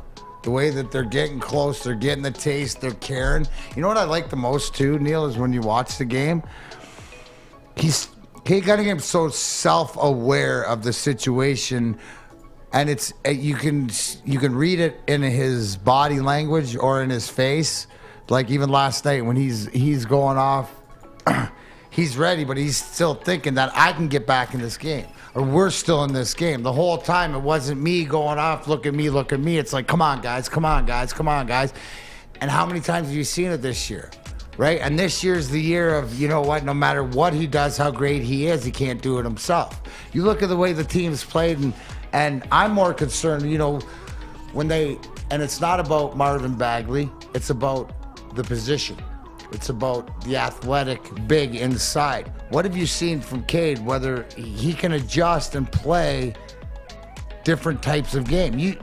If I'm watching this and I'm like a 2 or a 3 on basketball knowledge and you're a 10, Like, if I'm seeing it, right, where he can play with all different players, right? He's going to be an asset to other guys. And then when it's time, you mentioned this from watching. What's the question I asked you, right? Oh, you covered him when he was with Oklahoma State. You walked in. What was the most impressive thing you saw out of this kid? And this is what? He did what the situation called for, even in college. Isn't that bigger in college? Yeah. The self-awareness of not just to what are we going to see in these Final Four games or whatever when the going gets tough, you revert back to your natural talent, try to do it yourself. That's basketball, right? And at a younger age to not only realize, and he's got that gear. We see it now. We saw it last night, but he doesn't pull it out when he doesn't need it, right? Is that fair enough to say? No. And then you put guys around him, like he's gonna figure out, oh, okay, this is how I can help the big guy. Like he's such an asset, not only as if you look at him as a solo player, but then you plug and play him with anybody else, he makes everybody else around him better. Isn't that what we say leaders are? And it's nice too because that's your guy that you're gonna build the whole thing around. You're going to build the whole thing around this guy. And there's the kicker. You already know, right? You know. Because I would say this. I'd even say this. Cade Cunningham's number one, Mo Sider's number two. We're waiting to see what Torque and Green are going to do there. But Cade Cunningham's your number one sure thing of building something around, right? Mo Sider, I think I know what he's going to be. He's going to be Victor Hedman or close to it from the right side, but it's still too, and I know they're young in the career, but with the way that they're sort of developing and the way that the centerpiece, see, Sider's not, he can be a focal point, but he's not the centerpiece. That's where basketball is. You're one guy. I mean, you could be Houston and that guy is Jalen Green, which you're going to find out like next year or the year after, they're going to move on from, right? When you don't have to move on from, because now we can build. Cade Cunningham last night, 34 points in the game, had 6 assists as well. And here's the thing, too, DMac, where I think it runs parallel with what we are seeing with the Red Wings to a degree. Cade Cunningham has 34 points, and he's 13 to 24 from the floor, and he scores 17 points in a row in the fourth quarter, and he single-handedly kept that team in the game. And that's no exaggeration. He single-handedly kept that team in the game last night. Was a minus 12, though, for the game. And those are, again, this goes back to the young teams, and defending always comes last, especially in the NBA, where people always say, well, in the NBA, they don't play defense. You stop James Harden, like they, and then, so the key is whoever plays defense better, right? Like, and that's how you win championships. Who can make that stop better? So it's not like it used to be lockdown, like say like the Pistons where you're trying to lock team down. Indiana Pistons trying to keep a team under 80. No, it's just being able to make that stop on that guy, just being a little bit better than your opponents. Right, and the thing is about basketball these days, especially NBA, it's like every other sport is so set up for the star with the rules. Traveling ain't what traveling was when I learned to play basketball. You know what I'm saying? Like you get 3-4, you get 2 steps unless you're somebody else. You might get 4. Yeah. Or the step back, or what's traveling, what is it, like the James Harden. Like there's so many different things about the technicality to the letter of, sort of how the rules are written, but it's how it's officiated too. So it's a stars league. So yeah, and defense is always a thing that comes last, and especially in the NBA because like I said, I mean, like you go stop James Harden, and the next night you got to stop LeBron, then you got to stop Giannis, and you got to stop Luka Doncic. Like it never stops in the NBA. You got to stop KD. Like it never stops. You know where they figured it out? You can't stop the guy shooting it through whatever like this, but where you see more is underneath the rim protectors, more blocks at the basket. In saying that, you don't see guys, the inside the inside shot. It's either outside or inside. So the try to protect the rim, with the big guy at the rim to not give the easy baskets. But I mean, how do you defend guys shooting from 60 feet, dude? Yeah, you They can't. can make it from anywhere. So you just have to say, okay, well, if I have a big man down Well, that's low, why I watched Durant last night get cooking, and people are like, well, why don't they defend him? You can't. You can't. He's like this, no matter what, his shot. That's what I'm saying. Yeah. So what you can defend is inside the second chances or guys going easy buckets where you see a lot of the, big man. I was watching some of the McDonald High School, right? And I think there's Lively going to Duke. Lively the second, he's 7'2". But watch him get up and down the court, right? Like, it's different. It's a different big man running the floor. Second play of the game, they got a rebound and just under the basket. Next thing you know, it's an outlet pass. He's down underneath their basket. He's got to lock it up. He's going so fast to be able to dunk it. But, that there's a place for that guy. And I think back around to the Pistons, you see it with the addition of Marvin Bagley, and you see it because it's a Cade Cunningham asset. Everything they add is an asset to him. On the YouTube chat there, Dom Rivera, first Pistons jersey in a while is Cade. My first Lions jersey in a while, Sewell. So there you go, man. It is. Things are a-changing. One thing that doesn't change, the best vodka in the game, is Gypsy. That ain't ever going to change. And I say ain't for effect, as my good friend Ryan Romani likes to say. 50 different formulas, countless taste tests. But Gypsy Vodka, the best tasting, smoothest vodka on the market. It's gluten-free. It's corn distilled 6 times. I use artesian spring water. That's cool. Got a cool-looking bottle. That's cool, too. Made in Michigan. Very cool. In Petoskey. Local guys from the state of Michigan that make Gypsy Vodka. You can support them. That is great. But the bottom line is this. Pour it in a glass. Put it in a Bloody Mary.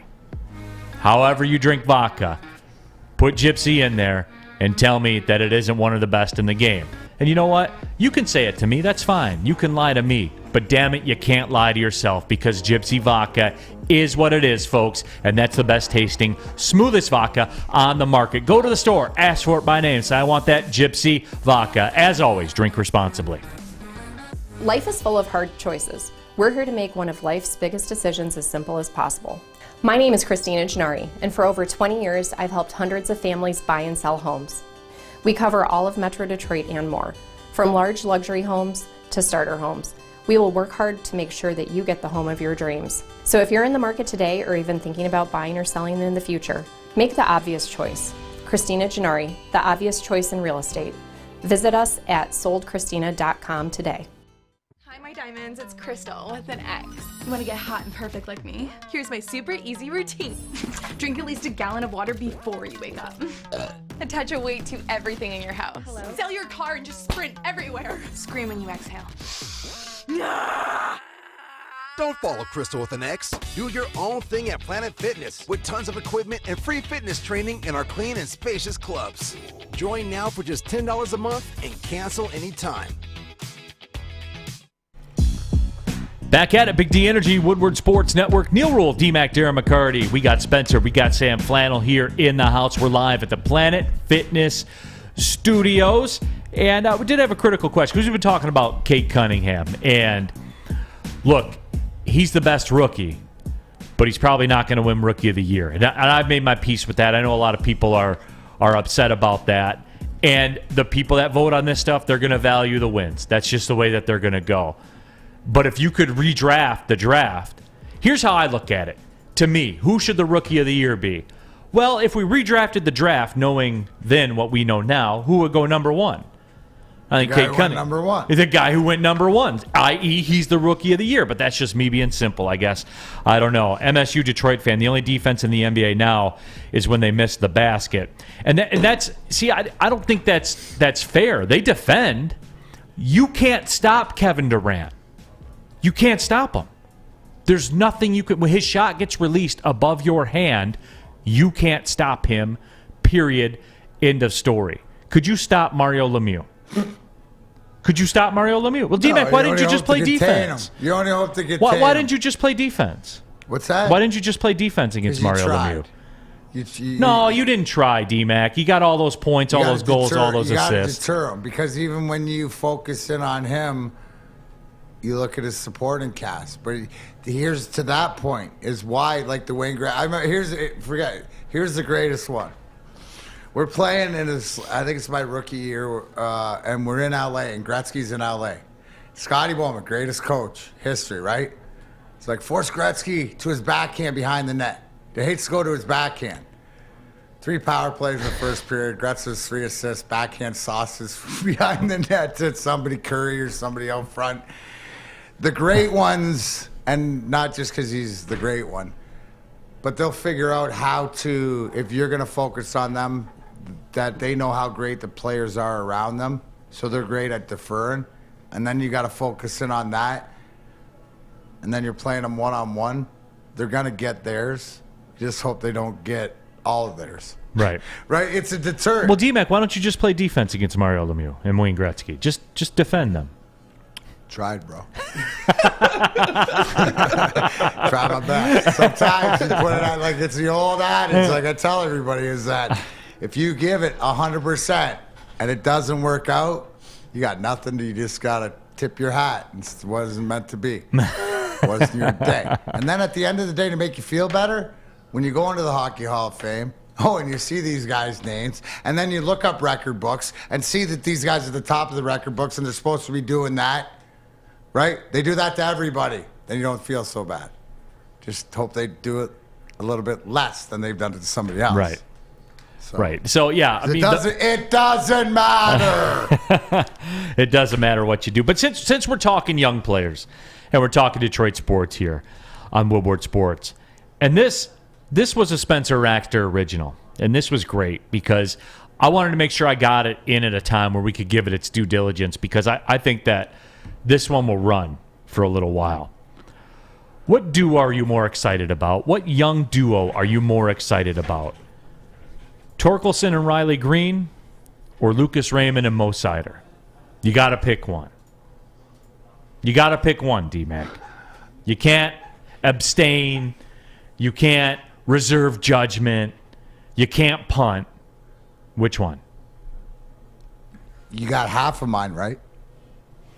It's not, I'm Lucas Raymond. I love you and whatever, but you're not the one I'm pairing Mo Sider with.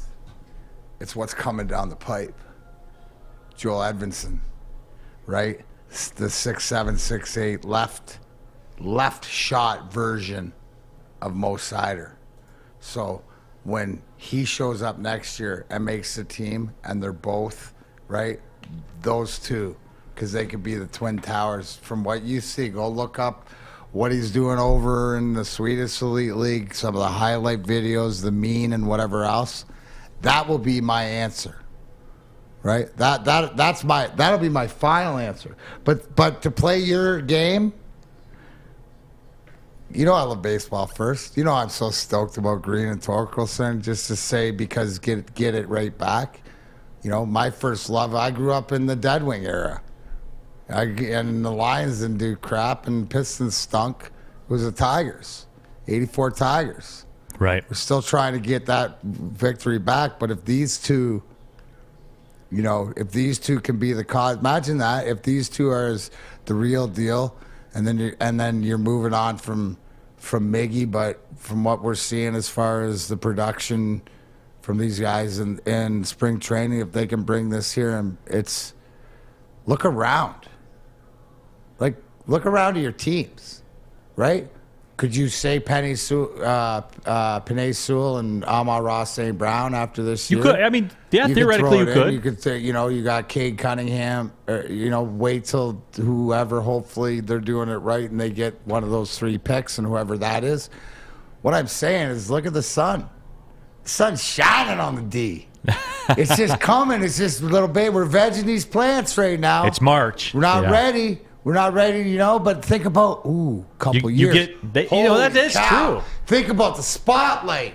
Even, let's just take it to, if we're going to say, and I like dates and days and whatever like this, to the draft in 24, when the whole world has its eyes on Detroit. Where are all our teams going to be? I'm hoping a few of them are right making there. some waves in playoffs. Let's and take stuff it. like this. Let's take it to the YouTube chat poll, Spencer. Let's do that. Who you guys on? So my answer is Green and Torque, but it's also too because I don't count when it comes to that's sort of the given. But it's wait till you see what's coming, and if what's coming is what I expect, what everybody else and everything to have those twin towers on. Right, it's the same thing. You'll be able to do. Imagine look at where we've come from. Right, it's worth the sacrifice. Destination's an oasis. It's about the journey, and this is from the depths of hell. From the depths of hell to greatness, back to hell. Riley Green's got me really intrigued. And look, I'll come full circle. I've always told you guys, I'll never lie to you. I'll always be honest with you. Riley Green was a pick that I kind of mocked when they made it. You take this high school outfield kid. You know what I'm saying? Because here's the thing. On the slow burn, you got to give props to some of these, like at Torkelson first overall. I mean, you fall into that, but like Riley Green, like something, the Mises, the Mannings, the Scoop. If he's a star, there's something going on that we're not giving Alavila and his staff maybe some desserts that they deserve because he's burned us so bad, or he's hurt us, or he's part of that. But if these guys come in opening day and they are what they are, do you not have to sort of say, okay? Because I initially want to do that with Avila, right? Like I initially want to be upset and be mad, but he's probably the most hamstrung. And the reason I say that, I've discussed this before, the teardown, the Verlander trade and all that stuff, the return that he got for everybody he traded was laughable. Now that comes with a couple of caveats, because in Major League Baseball, when you're doing a teardown and you're trading a star, the contract that you absorb dictates the return that you get, i.e. the more of a departing star's contract you pick up, the bigger the haul you get, the better prospects you get, all of that. The Detroit Tigers, when they decided that they were tearing this thing down, were not concerned about getting a return for their stars they were trading. Their number one priority was to ditch the money. Well, isn't that apparent? Yes, right? and it is. Isn't And that Avila, always been apparent? Avila's the one that pays the price for that in the trade realm, because he got dominated on every one of these trades. But with that being said, you bring up a great point, because I do have to do that. I do have to look at him drafting, and that's what I'm about. I'm about drafting and say, look, Casey Mize was number one overall, but still, baseball doesn't have that hit rate that the other sports do. And Riley Green and Torkelson, and you go down the list of the prospects they have that were drafted. I don't have a choice. Even if I don't want to give him credit for that, I have to give him credit for that. And the Riley Green thing, man, this guy could be a star. A star. And here's what I like, sort of watch him. It's always like, you always hear is that why he's all like the naysayer first, right? Because I think, he's not the biggest guy or whatever. But dude, you see him swing the bat once, and you know why he's a pro and why he's got the ability, because he's got that. It's like a golfer. It's just he's got that natural swing and, being a lefty and stuff like this. But he just keeps his mind. It seems to me you don't hear from him. He just goes out there and just puts his work in and works hard and does it, and he's going to let his bat do the talking. But you watch him swing the bat, bro. And I know lefties always look better than righties. It's the same. But, it's like golf. You just know to the fact, and I wouldn't be surprised. And it's sort of like under the radar. But is he really under the radar? You know what I'm saying, Neil? It's just under the radar because we don't give credit to Alavila or because he's drafted by the Tigers or whatever else. Yeah. But in all, look at the you look at the Tigers going into training camp, the roster of guys that could be opening day starters, and when they were drafted, because baseball, it takes time, but these, this is a quick return, right? For a lot of guys. There could be 5-6 guys on the roster that they were homegrown. Gromit says, I'm pissed at Avila for letting Verlander go but keeping Zimmerman. You couldn't get rid of Zimmerman. Like, who would give you anything for that contract? That's the kind of the rub I'm talking about with baseball that isn't there necessarily with the other sports. You know, you talk can't about, do that. Neal, as your draft capital guy, is that like, so Avila, like when you realize that the draft's the only way he's been able to sort of get under it, because it's all about, it seems like the Chris Ilitch and the baseball, it's more about the saving money and getting out from underneath contracts or whatever. But the Zimmerman contract, you can't get out. That's the Weiss, right? The Franz Nielsen that you're talking about, that just hamstrings you. And Spencer's got it on the YouTube chat poll right now. I'm curious to see where you guys go with this. What duo are you most excited for? Green and Torque at 24%. Mo and Raymond of the Red Wings at 37%. Cade and Bay at 29%, the number 2 pick. See, look at you know what? Like that tells me that right there tells me there's excitement, at least with the young guys in 3 of the major sports, right? Usually before it'd be just like, 99% because they only have the only guy. Right. Now it's got to make a decision. Yeah, and CJ Schneider says teams don't trade their top prospects anymore. They clutch onto them like no other. No, and I understand that. That's where you know, when you're trading the quote-unquote headliner, you got to take the hard line with that. And you got to go to the ownership and say, look, here's the financial commitment it's going to take to someone we're shipping away to get to this level. I understand it's not easy. I gather that. But that's where the owner, like we always talk about, go spend money on free agents.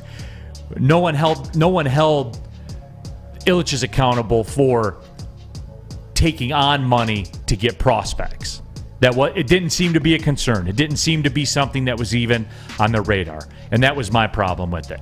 Something I don't have a problem with, though. MyBookie.ag. March Madness is coming down the stretch. The Final Four is this weekend. Everybody get that action in with MyBookie.ag. Sign up today. Use the promo code Woodward. They'll match your first deposit up to 50%. They're going to give you some extra action, some extra gas in the tank, I guess you could say. Masters coming up. Baseball is right around the corner. Riley Green looks like he's going to come up with the big club. That's what people are saying.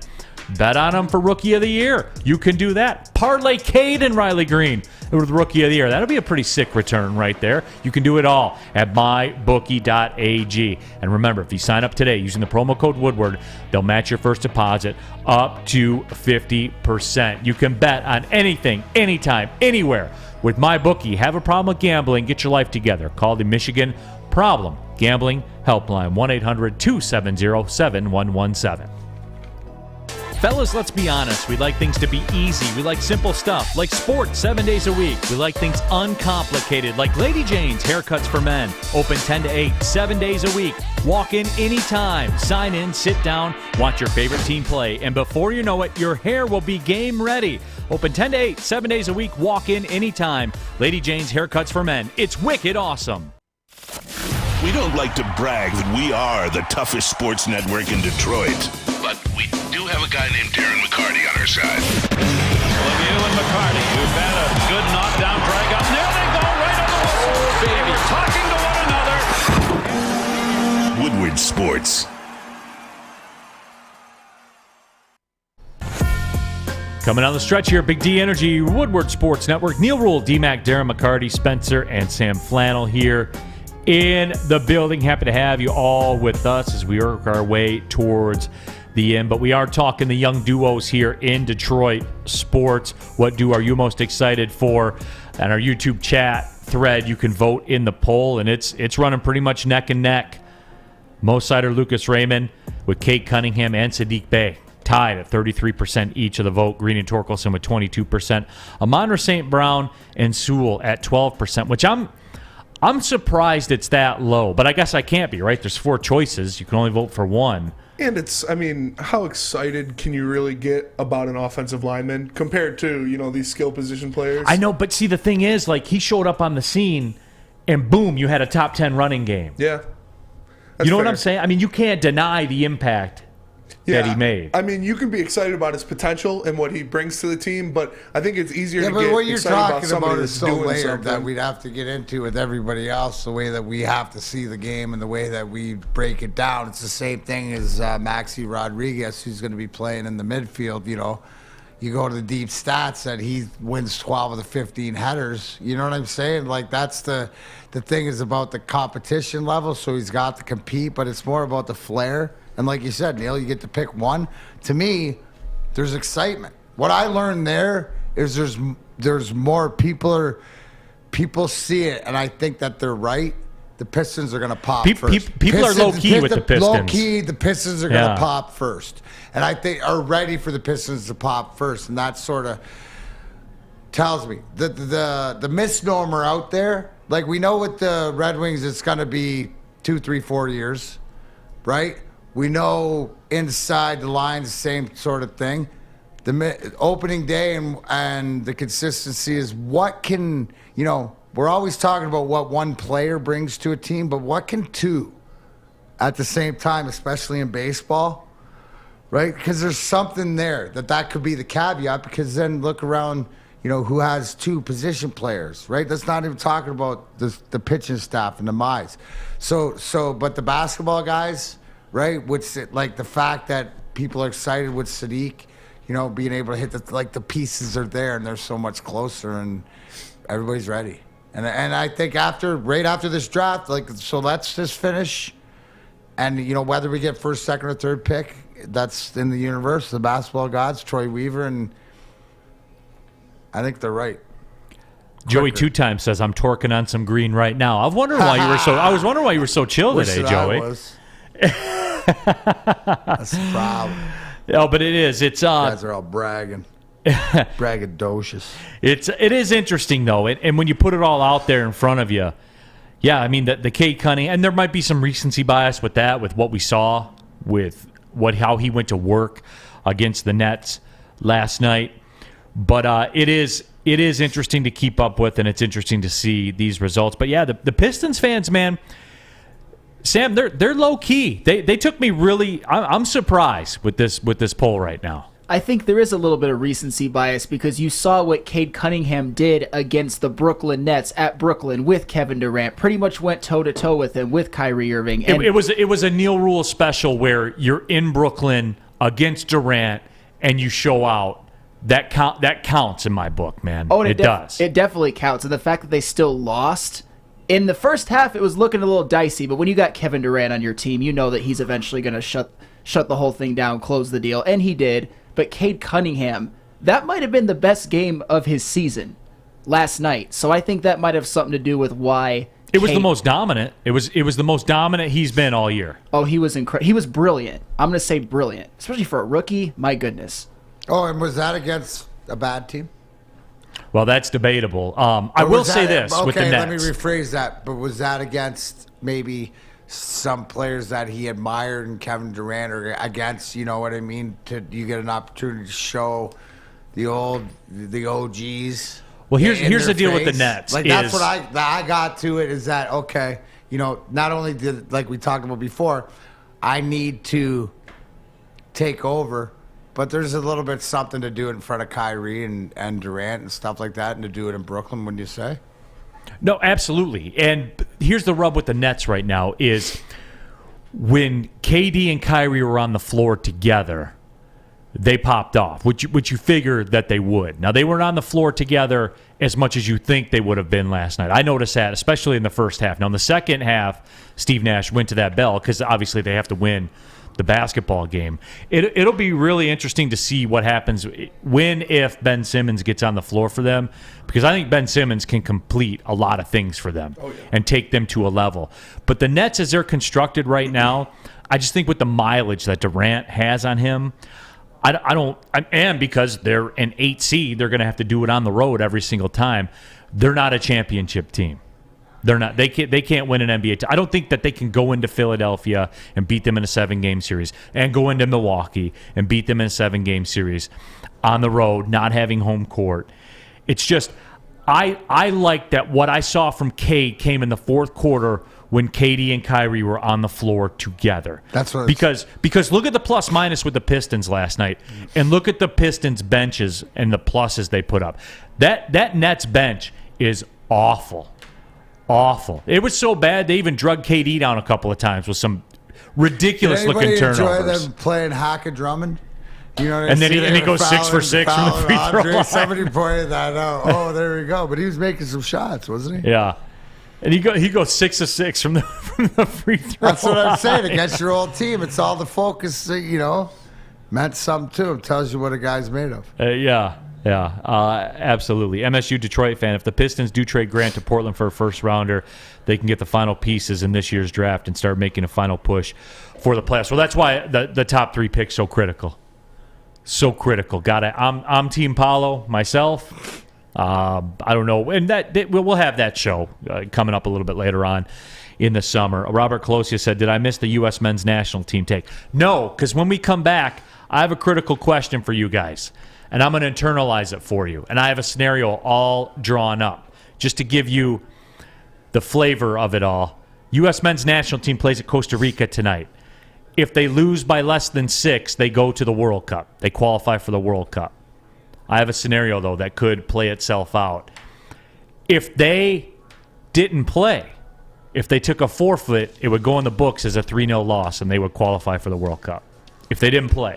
So I have a critical question for you guys. We'll discuss as it relates to soccer. Yes, we're going to talk some soccer once again here on the show. After I tell you about Planet Fitness, home of the judgment-free zone where you can work out in a non-intimidating, judgment-free atmosphere. Membership starts at just $10 a month for access to your home club, or the black card option, certainly a play as well. That's how I roll, $22.99 a month, less than $1 per day. Get you unlimited tanning, the hydro massage, the massage chairs, and maybe the biggest thing, access to over 2,000 clubs anywhere in the world with unlimited guest privileges. You can join in club today or online at planetfitness.com, or like I said, just pull into the club. You're going to pass 2 of them on the way home. No matter where you are, there's one close by. Now open in Midtown Detroit at the Pistons Performance Center. $0 down, $10 a month. That gets you in the door at your home club. Guys, do it. Planet Fitness, DMac, where your fitness is essential. You don't have to go to the beach, man. You don't have to get your butt crack full of sand. You just need a little chili peppers, man, to get that glowing beach chili peppers tan. Woo! With 26 locations in the Metro Detroit area and more coming, Chili Peppers Tanning is where you'll find the cleanest salons in the D. Join the Pepper Club for the best deals on unlimited tanning. Head to chilipepperstanning.com. You just need a little chili peppers, man. At Wing Snob, staying humble's not our forte. We just have better wings. We're back at it again with our crispy golden brown fries and our famous boneless wings. Juicy, tender, hormone-free chicken. Your favorite signature sauces with no bone. Just when you thought Wing Snob couldn't get any better. Order online at wingsnob.com today. Wing Snob. We just have better wings. Neal Rule here for Chili Peppers Tanning, where you find the cleanest salons in the D with spotless sanitized rooms, trained and certified tanning professionals. You can join the Pepper Club. Get your unlimited tanning on. They sell the Australian Gold, the designer skin, the Caltan, and Spencer's favorite, Swedish Beauty lotions. Oh, yeah. Chili Peppers Tanning, the hottest bulbs, the hottest deals, the darkest hands. They are your vitamin D headquarters. 26 locations. More on the way. Go to chilipepperstanning.com. Find the one closest to you. Chili Peppers Tanning. Final segment of the show. Big D Energy, Woodward Sports Network, Neal Rule, DMac Spencer. And, of course, we have Sam Flannel. Got a critical question for you guys. Final stage of World Cup qualifying, final match of World Cup qualifying is tonight. The United States are in a position where they have the goal differential in hand over Costa Rica. They're up by 10 goals overall in goal differential. They play at Costa Rica tonight, where they have never won, believe it or not. The humidity down there is like a gajillion percent, no matter what time of year it is. It's tough to go there and play and win. I don't care what team in the world. They would have a hard time there. But with that being said, USA's in a position where as long as they keep it 5-0 or under, as long as they lose by less than 5 goals, then they will qualify for the World Cup, which Vinny Buono says, do soccer games regularly score 6 goals? I feel like I see 2-1 more often than not. USA should not take a forfeit. However, that is on the table for the U.S. men's national team. If they forfeit the game, if they didn't show up, it would go in the books as a 3-0 loss, and they would qualify, technically, for the World Cup. Now, with this goal differential being this big, I don't think they're going to go down that road. I think they can keep it on the rails and qualify for the World Cup. But it got me to thinking, to put it into regular sports fans, I know soccer is the most popular game in the world, as you guys have said in the chat thread, which is true, but it's very divisive. How about I give you this scenario? The Lions are playing on Monday night. The season's over, and they're in a deadlock tie with the Packers. Point differential will be the difference. Say the NFL had a rule, if you forfeited the game, it would go in the books as a 7-0 loss. The Lions had a plus 10 point differential on the Packers. Plus 8 even. Let's say plus 8. But it goes in the books as a 7-0 loss if they forfeit. Now, if they forfeit, they win the division, they host a home playoff game. Okay? If they take the forfeit, if they end up winning the division, they host a home playoff game. However, if they play the game and they lose by 8 points or more, they don't win the division, they get knocked down on the wild card, and they have to go to L.A. and they have to play the Rams in the first round of the playoffs. Would you guys be comfortable with the Lions taking a forfeit to win the division and move on? That's not winning, Joy! Yeah, that's not. But I don't even think. My question to you, in World Cup or soccer and qualifying, is this tactic that's been used by other countries in the past? Have other countries in the past used this tactic? Not to my knowledge. Okay, so so this is a precedent setter. But if we're talking about qualifying and that's the end of the day, and if you don't play, you're in. If you do play, it's not a likely possibility, but it's a possibility you could be out. So the 100% guarantee is not to play. Not to you're play. in. Yep. Well, that's if the goal is to win that trophy with the soccer ball on it, that's gold, right? Then you don't play. That's a no-brainer in that situation with the rules or whatever like that. I think every sport, different thing. Is the thing to what's the object of the game? To qualify for the World Cup for the U.S., it's pass-fail scenario. Right. Get into the World Cup or it's a disaster. So why are we even having this conversation? So you would do it. You'd be on board with it as a player.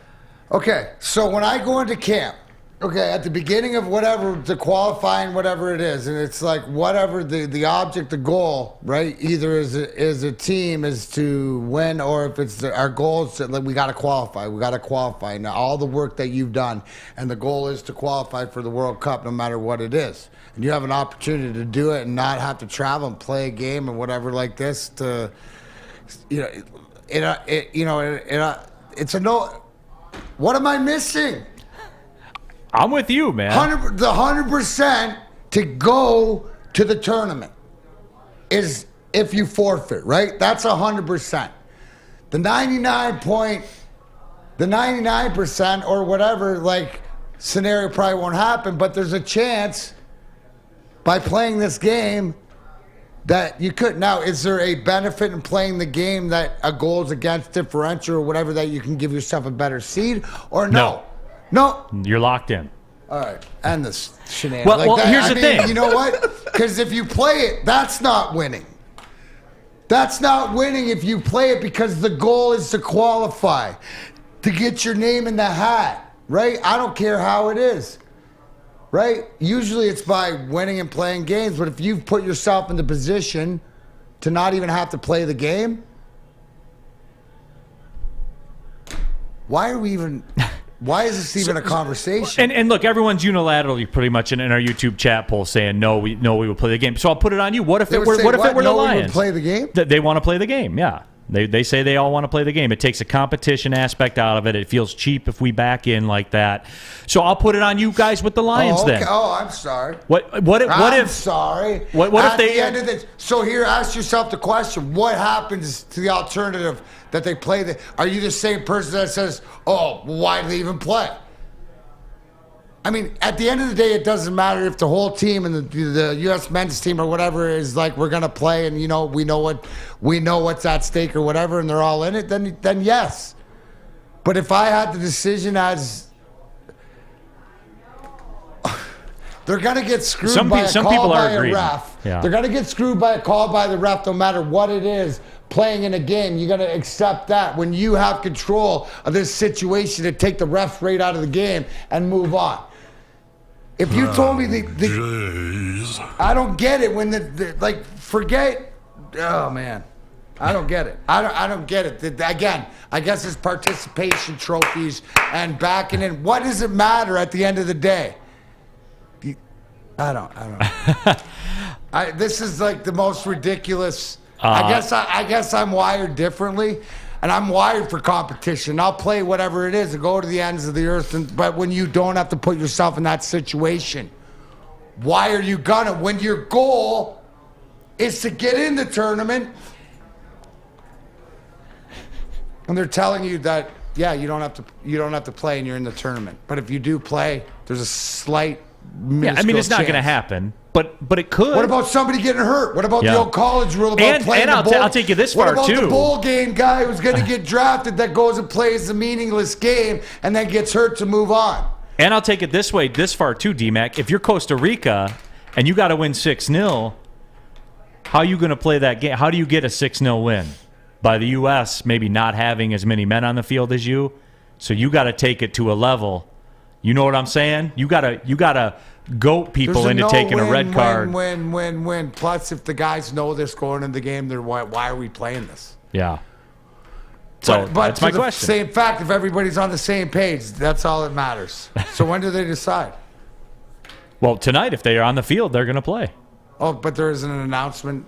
Like they haven't announced that they haven't announced. Yeah, they're intending to play. They're already there and they're playing, and it's stupid. And you know what? Plistic gets hurt or something.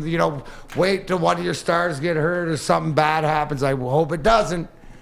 Don't sit here on the other side of the fence when your name's not getting called in the tournament. Let's go. We'll talk. We'll revisit it tomorrow. Thanks everyone for listening and watching. Thanks, Maxi Rodriguez. Big D. Yeah, thanks to Maxi Rodriguez, Detroit City FC as well. We'll talk to you tomorrow, everybody. Thanks for watching Big D Energy, Woodward Sports Network. Well, see you later.